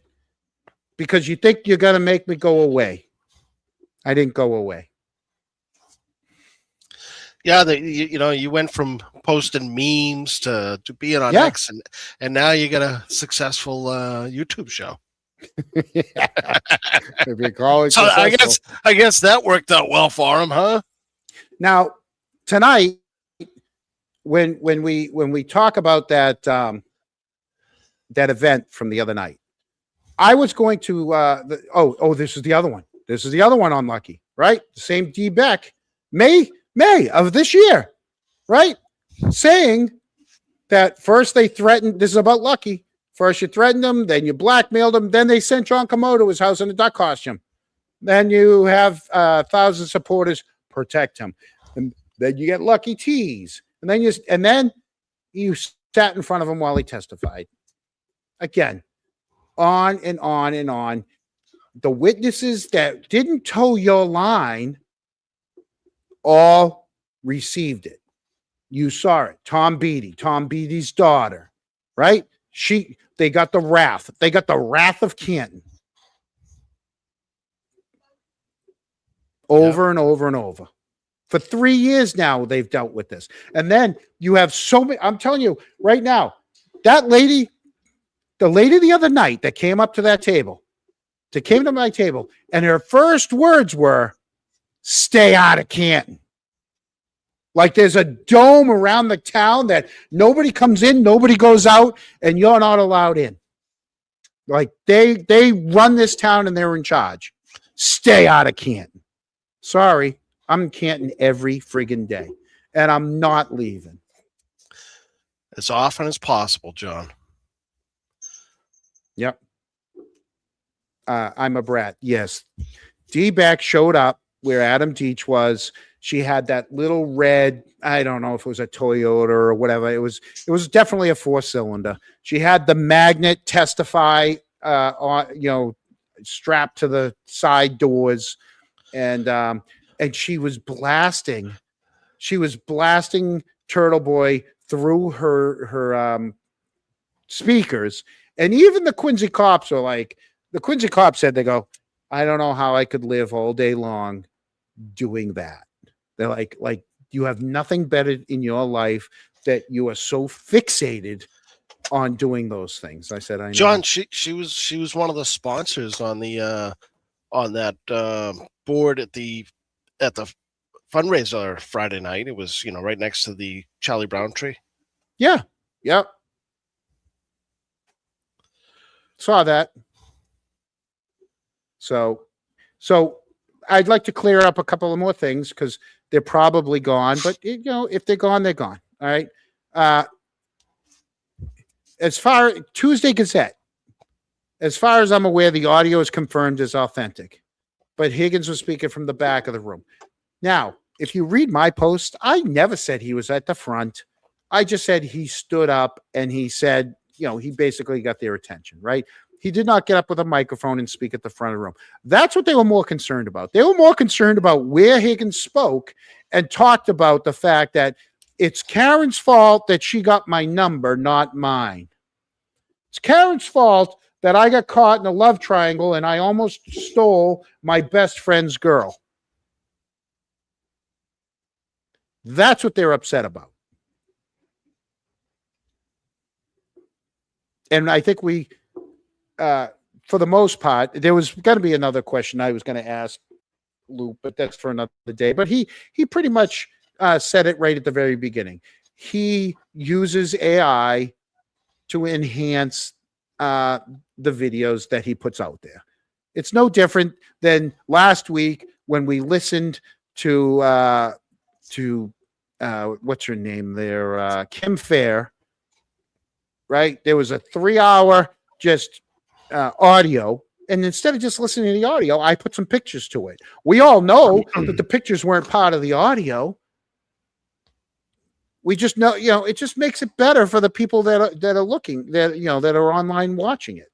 But they want to pick at that because that's their go-to. That's all they got. Well, that's what they got. So I guess we'll go back to the room where Chris is trying to convince the crowd to the focus on the trial should have been on Karen Reed, not on him, not on Brian Albert, not on Brian Higgins, right? Not on anybody inside of 34 Fairview. And that's where Vince and I disagree. I disagree with them is because these are all the people that testified. And if none of their testimonies make any sense, how can you take them as credible witnesses and then apply that towards a verdict? You just can't. And I think that's why they didn't use any of them in the second trial, is because they knew none of them were credible. Yeah. They used Lucky in both trials because he was credible. They used Barrows in both trials because he was credible. Well, you weren't going to give Jackson and Yannetti a second bite of the apple. Right. And the focus didn't land on these people by accident. All right. It's because their testimony didn't match. The fact that, as they want to say, he won't lay off of Colin and Allie. Okay. Well, the fact that they say that they drove Colin home when they did, yet there's no video evidence of her going by the library after she testified she went by the library in cross-examination to Yannetti. So Yannetti asked her, and she says she would have gone by the library. Yet there's no evidence of her vehicle going by the library in either direction. So how do you know she took him home? Now, if she didn't take him home, well, where was she? Where was he? Who took him home? Was he still at the house? Did he stay at the house all night? right? And when they say when Dee Dee said, you know what, people know their roles. Well, Tristan knew his role. Tristan gave you nothing. He didn't know what time it was. He picked her up. It was late. He doesn't know how late. I picked, literally nothing. Gave him nothing. Right? The deleted calls, the relationships, the reports, the snow, the Sally port, the contradictions. Right? All the people that are in the same groups. Nobody forced that group to give confusing testimony. They just did. Nobody forced that group to have memory problems. They just did. Nobody forced them to delete their calls or smash their phone on a military base. They just did. Okay. All of the things that could have validated, been an alibi, you name it, they didn't have. They got rid of. Or we just don't know where it is. John, how long did it take Higgins to lawyer up? Couple days. Couple of days. So Higgins, everything about Higgins, and again, this is where you have to agree with Loophole. Everything about Higgins is off. His timing everywhere was off. His timing of going into the hillside, off. His timing walking in together with Brian at the water. How about this? They start the waterfall video at 10:30. Why did they get a 10 when they both walk in? Why not show us who walked in first, who didn't? Right? They don't have to. But that would have answered questions for you. So now you don't have any. Now you are left with more questions on Higgins. Then Higgins goes home ahead of them, and he fake plows the driveway, and he parks the mailbox. But does he? Does he really? No. He parks at Tommy Kelleher's, but then you don't have Tommy Kelleher's videos. Why? Because they don't show anything. But then he leaves early. He does an Irish goodbye. But then you find out he's at the police station and he doesn't go into the control room. But then you see he does, not for a year, because the Canton police and Helena Rafferty held that. And then when you question that, they're like, well, they were never asked for it, so they didn't supply it. If they had asked for it, we would have supplied it. But now that they have asked for it in the second trial, we supplied it. So then they supply that. So now we have questions on that. And then you see him on phones. You see him when you watch him at the waterfall, he's on double phones. He's got a phone in his front pocket, phone in his back pocket. How about the fact that when Karen texts him that John is not alive anymore, he doesn't even answer her.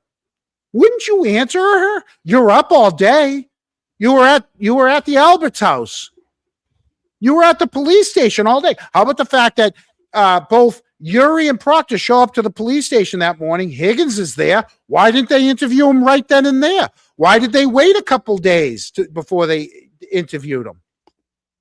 It's one thing after another, and they tell you, oh, she backed up at 75%. Okay, all right, yeah. None of it makes sense. None of it makes sense. And yet, before we even went on tonight, one of the first ones in here was saying, we're going to be intimidating witnesses by having a show tonight. Because they're so intimidated. Higgins lawyers up. On top of lawyering up, after he destroys before he destroys his phones, he does a printout.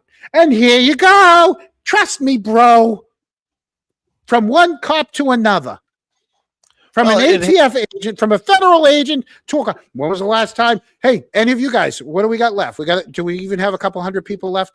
Out of the couple hundred people that are left, when was the last time you were getting intimate with your significant other and you butt dialed a federal agent, and then a couple seconds later they butt dialed you back? I don't think that's capital of the world, John. I don't think that happens too often. See? Mm-hmm. And they wonder why we just ask questions. Because in the end, right, you see, pull it up again. In the end, you see stuff like this, right? Jim Sullivan. Chris already saw his statement before it was ever public. Why is another witness seeing the statements? If Chris was just a witness back then, if Chris is, and he's and a shitty witness at that, because all he did was walk home. For a kid that just walks home from the pizza shop, from the Waterfall to 22 Maple, he already knows what the other witnesses are saying. It was stacked against her from the start.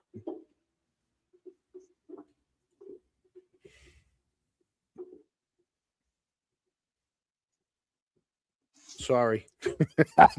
John, do you catch your breath? Are you okay? Yeah. Do you have a full Brixton cider? Well, I just don't get it. Or you're just asking questions. No, your attention came from the contradictions. The attention came from your testimony that didn't match what we saw on the screen. The attention came from after what happened to John O'Keefe, found on that lawn, how badly this case was handled right from the beginning. So when we talk about the fundraiser, and I said at the very beginning, I swear to God, I hope they find out who called in that bomb threat. I want to know. All right. Was it in a PR stunt, or was it a horrible person trying to shut them up? It's just whatever, right? You got Chris Albert's speech saying, oh my God, we're going to be on Turtle. I didn't know who that was. Yeah, well, back a couple of years ago, your wife knew because he already did a story on other people. He did a story on my little brother. We knew who he was. Right? Everybody knows he's not my favorite person. All right. It wasn't too long ago that there isn't a person in my family he hasn't gone after. Let's just say that. Okay. But what was he doing? He was at least spreading awareness to somebody that was getting railroaded. About people whose story, and we've gone over this for the last year and a half, let's say. We've crock busted it. We've gone over timelines. None of it jives. None. Every from start to finish, we've broken it down. None of it jives. Yeah. Oh, by the way, here's the other one. Let me go on, because the other side, they want to claim victim all the time, right? How about this one? This is one of their big people, Julie Carpenter, right? Not even from around here. Big Red, right? Loophole likes her. A parade. Here he is at a select board meeting dressed as a John O'Keefe's coffee, and she circles the J-O. Okay? And this is what I'm telling you, this is what they want you to believe. They want you to believe I am a horrible person, that I don't care for John. Let me tell you something. I don't know John. I never met John, but he was a human being, and somebody did something to him, and it wasn't Karen. And for the person that came up to me that said, even if she didn't do it, you're hurting this town. What you're doing is horrible for this town. So really, you'd rather be an ostrich, put your head in the ground, and have everything go back to normal, and let whoever did what they did, whether it's Higgins or anyone else, right, get away with it. That's what you're saying. So back to this whole John O'Keefe thing, right? Because they want to paint me as a horrible person. Okay. Any one of you guys can do this. Okay. Go to Google and Google coffee cup costume. And this is what comes up. All right. There's your coffee cup costume. Amazon. Imposter Barista's Nightmare Coffee Cup. What do you see at the top of that, Eric? J.O. There you go.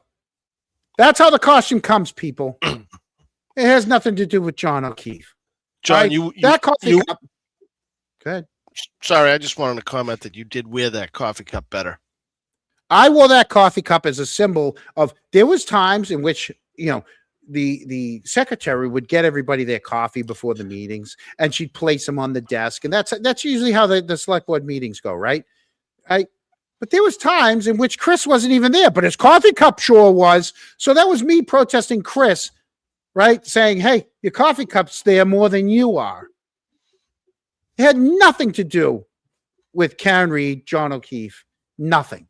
But they want to twist things because it fits their narrative. I know she doesn't even live here, just like I don't live here. They want to come after me for, at least I drive through Canton every freaking day. She's in Indiana.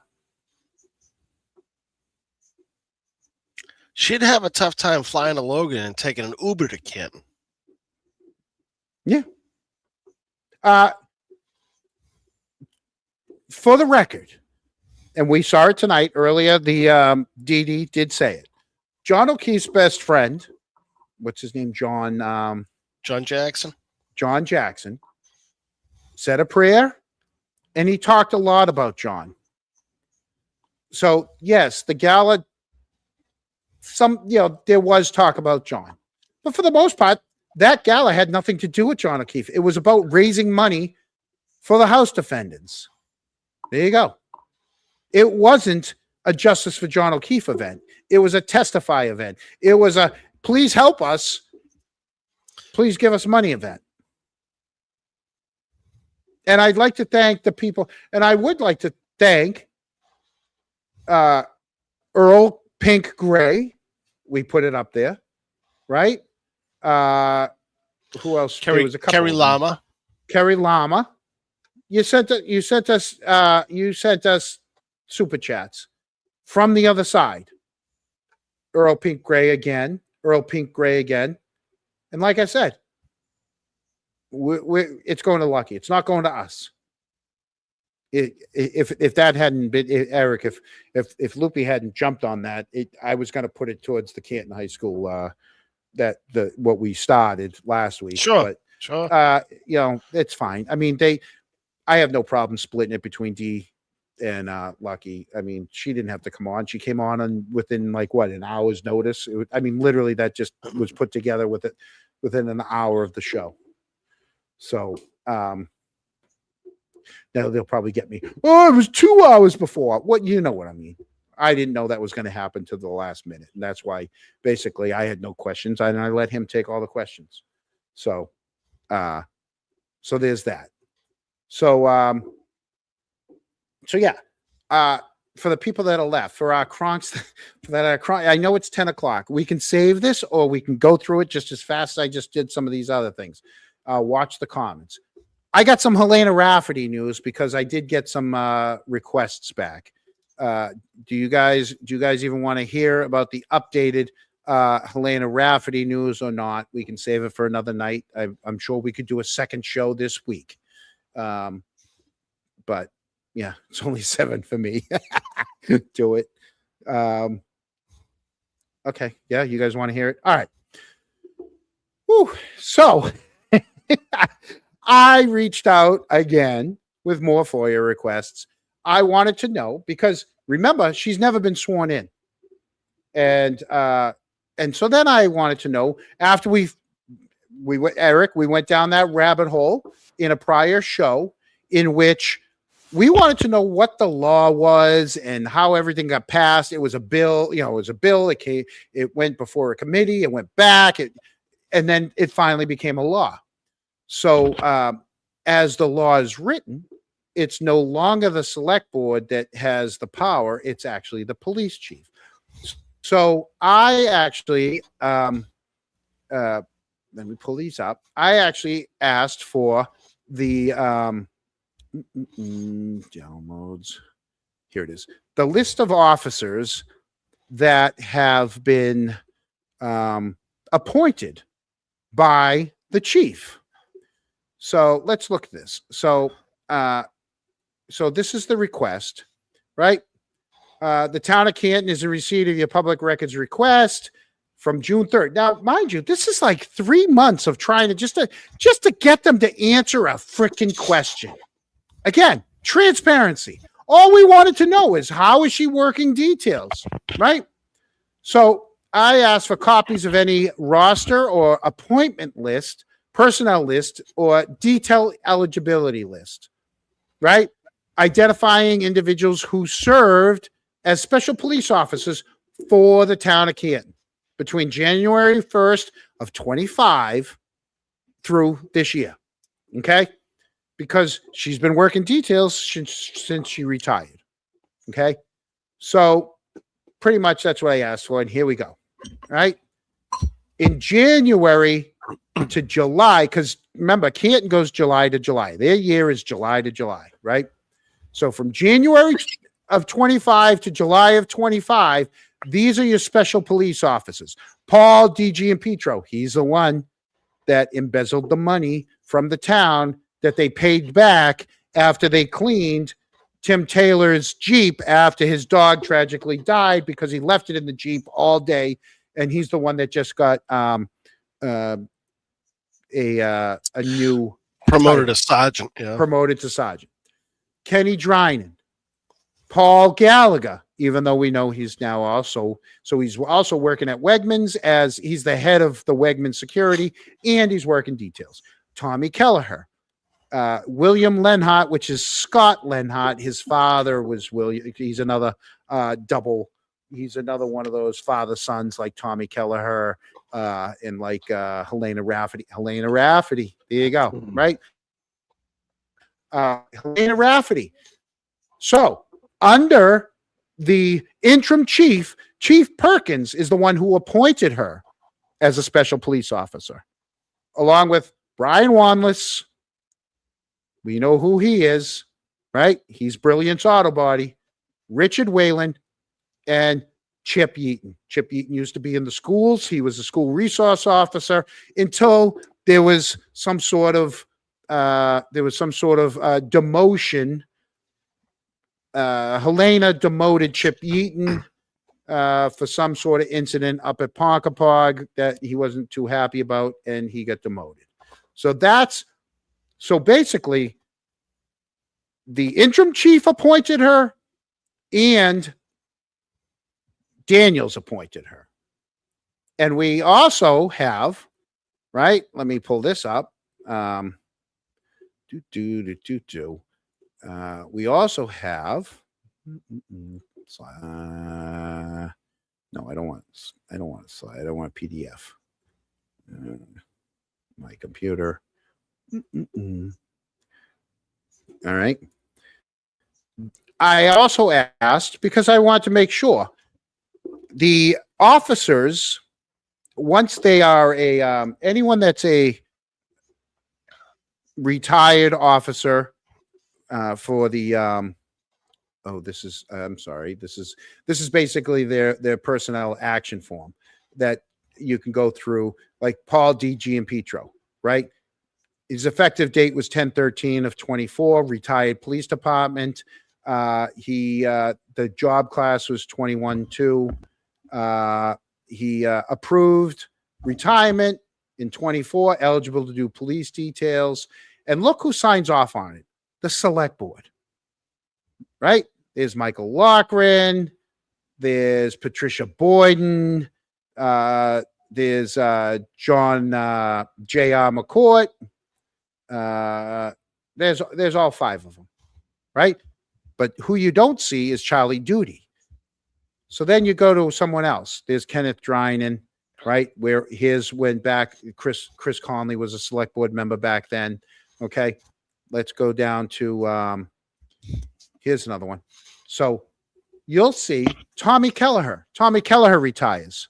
Okay. Retired police officer doing details, part-time without benefits. He gets paid bi-weekly, right? And who signs off on it? Only Charlie Duty, not the select board. So without asking any questions, and his hourly rate is $70 an hour, by the way. He's a retired police officer doing details at $70 an hour, 4-hour minimum, right? That's how it goes for this guy. Okay. But look, the select board doesn't have to sign off on it. Only Charlie Duty had to sign off on it. It's kind of one of those either or, and I'm just guessing because they don't tell you unless you're going to have to FOIA request that saying, Why is it he signs some of them and some of them the select board signs? And the answer is probably going to be, well, it's an either or. He's signing he's signing as the day-to-day person, because if you go to Paul Gallagher is doing his details. Here's all the select board signing off, but not Charlie Duty, which is weird because when we watch those Tuesday night meetings, all the select boards right there. I don't see why Charlie is not signing it too. And that's just a question I have. But you can go through all of the personal action. There's Scott Lenhart, right? He retired police. There's no hourly rate listed for him. All the select board gets it. Here's Helena Rafferty. She's got hers. And who signs off on hers? Only Charlie Duty. And she's at $70 an hour too. So they've known this. How about this? They've known about this for freaking 3 months that I was looking for this. But because you don't ask exactly the right question, they ain't going to give it to you because they don't want to be transparent. And now Charlie Duty's gone. I could keep going through on and on and on, but you get the gist of it. All right. The other thing I did is I asked for who had what firearms issued to them. I think let me see if I can find that one too. And basically, let's see if I have that one. That was that's her training. Yeah, let me just check this one again one more time. I think I'm not sure if this one had but yeah, that's the town. Yeah, no, that's but basically, she's got the Glock 45 GSX, and the GSX is basically it's a Franken gun, just like Lucky has a Franken truck. She has a Franken gun. It's basically a Glock 17 with a Glock 19 slide, which makes it a tiny bit smaller, and it's easier to pull from the when it's holstered. That's pretty much about the difference. But she does have a town radio. She does have a town firearm. But yet, she was never sworn in. So one of the things we still have outstanding, which I did ask. Oh, and we're going to get to a quick Birchmore thing too. So folks that are Kronks, we also have a Birchmore thing that we want to pull up. But I will pull up. There's a whole separate law in Massachusetts other than just the retired police. And that law is, I believe it's 107, the Massachusetts. I'm going to pull it up right now. There's just so much that happened in the last couple of days. But here it is. Okay. So Section 107 of the Mass Laws. Okay. Basically, the town clerk shall, let me read this here.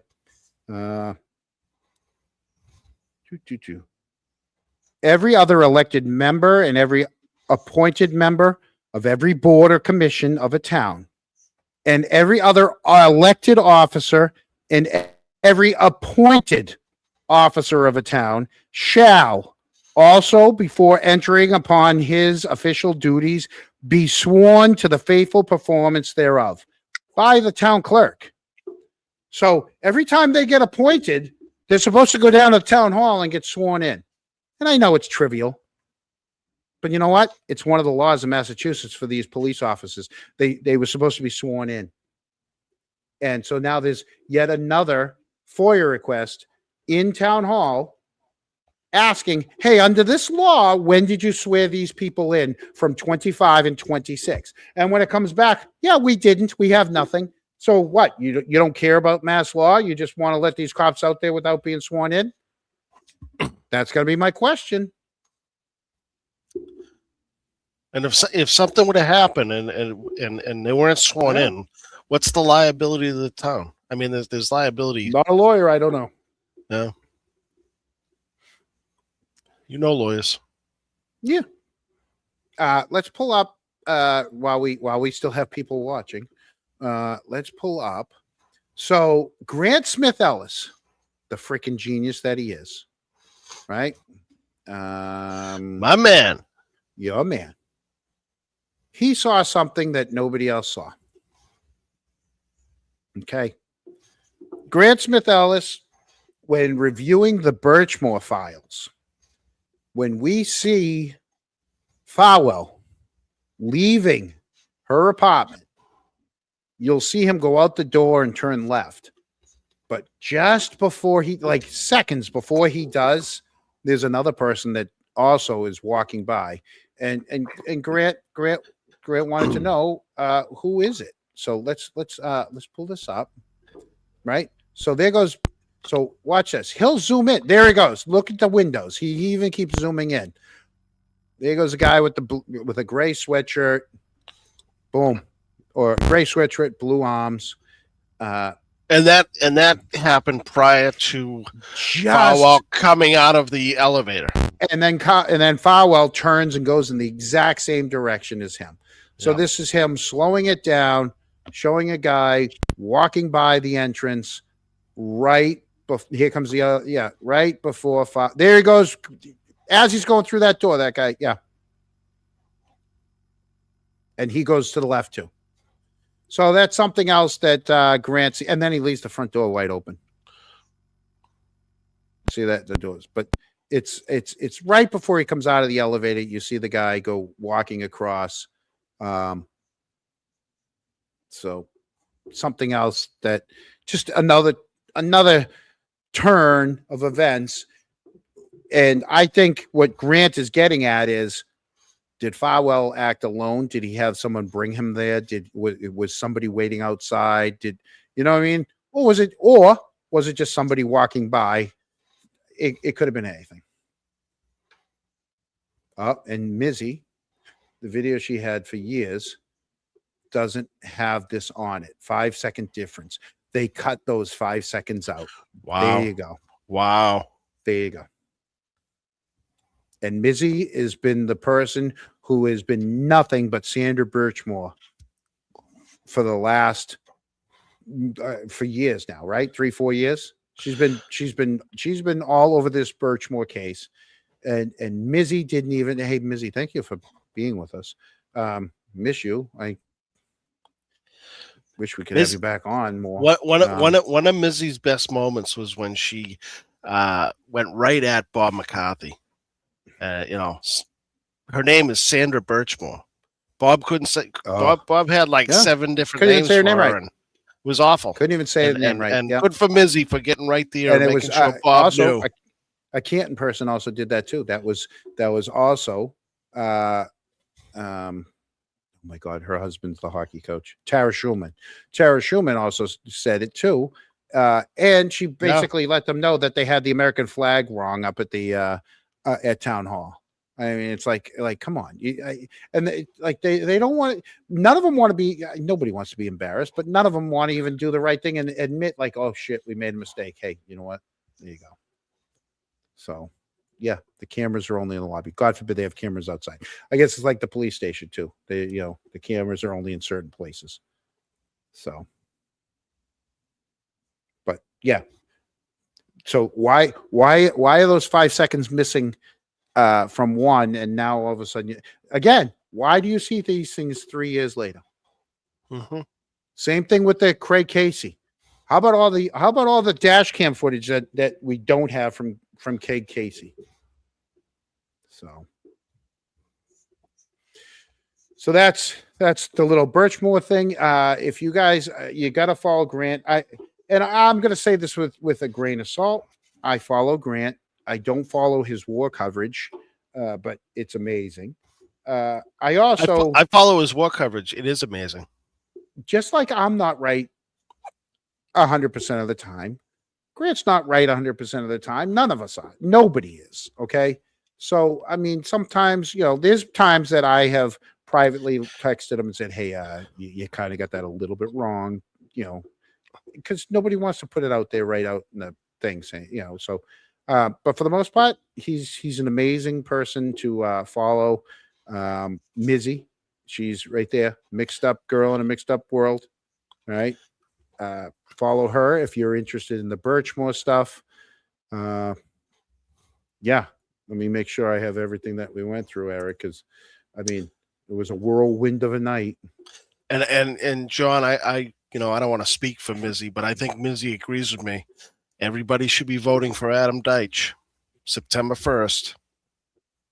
Yep. I'd like to thank. I don't think they're even watching, but I'll tell you something. All the other towns that I FOIA requested, night and day compared to Canton. They are Canton. I don't care if they're frustrated, if they're inundated. You know what? You know what will fix that? More transparency.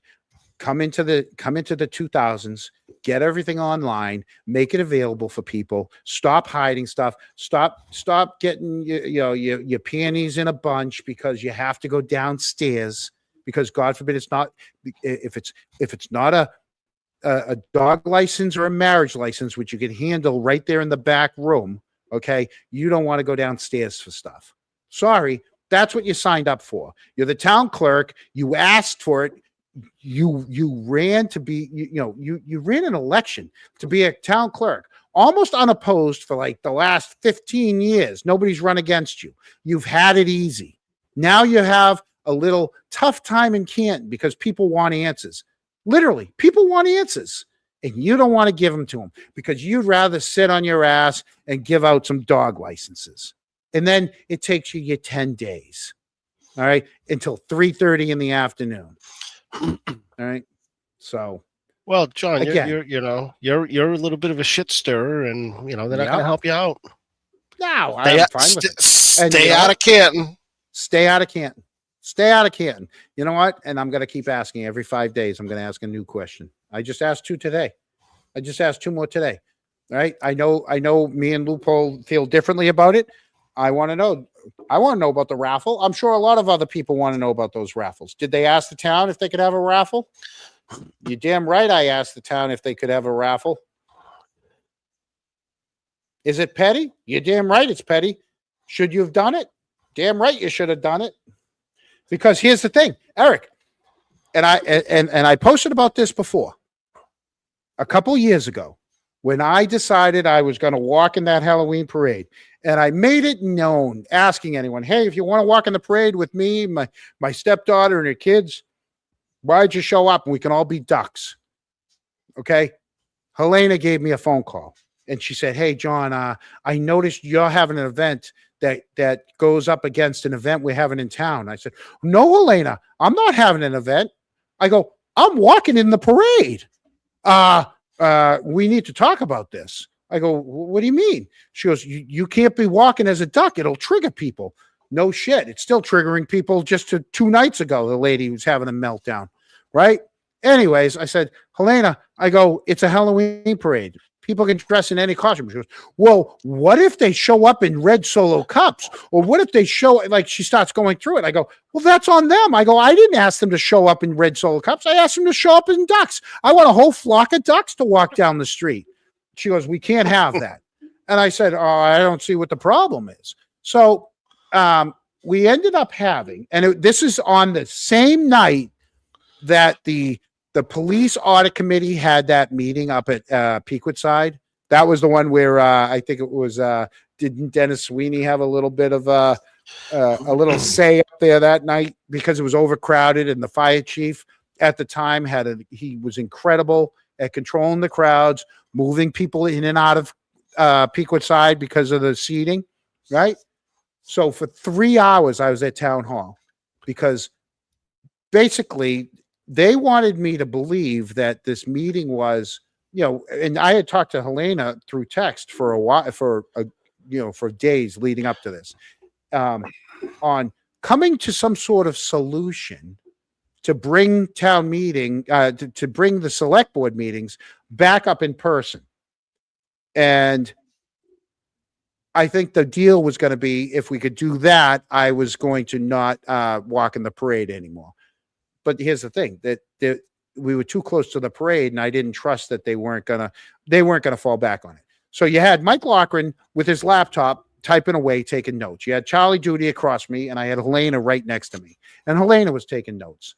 and we tried to come up with ideas on how to get back civilly to in-person town meetings. But here's the thing: Helena knew I had just gone to that trivia night for Turtle in Taunton, right? And she was taking notes, and she was asking all about that. She goes, "Oh, you went to the trivia night? I saw you." I go, "Yeah, I did. I went to the trivia night." Yeah. She goes, "Oh, and there was a 50-50 raffle there, wasn't there?" I go, "Well, I don't know if it was a 50-50 raffle or not, but yeah, I mean, I don't know. They were raising money. It was a fundraiser, right?" But she's there taking notes, because you know what they were going to do? They were going to try to turn around and get someone for having an unauthorized 50-50 raffle. Okay. So in the end, I made a deal with her saying, "Listen, I'm walking. Here's the deal. I will sit at the end of we are not going to trigger anyone. We're walking. We'll walk at the end of the parade as not to trigger anyone in the middle of the parade." And then that's what we did, with her in her cruiser following behind us as we walked at the end of the parade, because that's how triggered these people are of an inflatable duck costume. And it still goes to this day, when that lady 2 nights ago on Friday night there was like, you're making it, you're ruining your brother's name in this town. I go, "No, I don't think I am. We're 2 different people. He has nothing to do with this, and it's all me. It's all on me." "Well, can't you think of the town?" I am. I think I am thinking of the town. You wouldn't believe how many people are privately thanking me and are privately fed up with how things are going. Okay, because they're afraid. Happens all the time, John. All the time, because they're afraid in this town. And like I said, she was more concerned with this all goes away. They would rather this all go away, and they could care less. They honestly could care less for John. They don't want an answer for John. They just want it to go away. That's the difference. That's what this lady was saying. Literally, that's what this lady was saying, is if you'll go away, people will stop talking about it, and we can just move on. Because they don't care. In her eyes, Karen did it because she was called at 10 a.m. That's what she said to me. She goes, we were called at 10 a.m. She did it. No, I don't think so.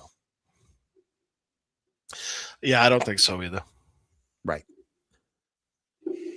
So, Jesus, 10:33. This is not going to 11 tonight, Eric. Let me just. John, I think we're ready to land it. Yeah, we are. Let me just look at the comments real quickly. I know a couple came in, so I'm going to go in reverse. Right. Let me bring this up. Big screen. From well-known Canton family, graduated with John's nephew between the ages of all involved. Moved further down South Shore, and my mother couldn't believe I left Canton, but I couldn't afford it. Galaxy Girl, thank you for the $9.99. Hopper L, great show tonight, $10. Thank you. Oh hell no, cut the camera. What do you mean cut the camera? You are the cheapest, dude. The money's going to your girlfriend there that you had on the screen, and you can only afford $2 again. You are the cheapest prick. Like, you know, she's getting some of it now.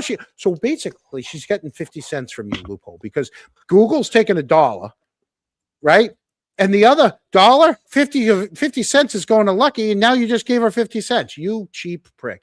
At for Dread, $4.99. I love Big Red. Sorry. Well, yeah, okay. I'm not asking her that. Piper Willie, $2.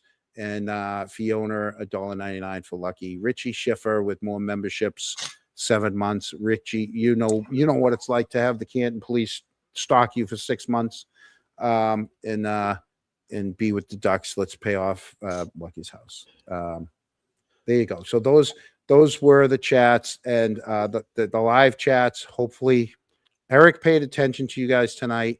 I hope you guys were civil in there, and it wasn't that bad. I wasn't allowed to look. I was supposed to be kind of steering the ship tonight. John, before we get too far, we do owe some super chats, so hang tight. gone. That happened. Sir, I'll take your microphone away. It is not the right way. It's her friend. Give us fucking McDonough, and we'll go easy on you. And that's a wrap. There you go. Hey guys, Canton Chronicle, printify me. If you the money is not going to us. We fulfilled our obligation for the super chats, for the testify people. This, if you don't want a testify shirt and you want a Justice for John shirt, go to the Canton Chronicle, printify me. 100% of the profits is going to go to a high school senior. If we raise enough money, we'll do it multiple years. But at least I know for a fact we'll have enough for at least next year for a high school senior in John's name. And John, I don't care if they say that they don't like it or not. One of the Kronks sent me a picture of their shirt, and I'll tell you, the logo looks fantastic. Great job on that. Oh, well, there you go. There you go. Thank you. Thank you guys all for putting up with Loopy and staying with us tonight. And I did see a chat where someone said, "Oh, this is the most people that have watched." You know what? We've said it before. Hopefully, it's the most people from Canton that watched, and we entertained the rest. Right. Right. Good night, folks.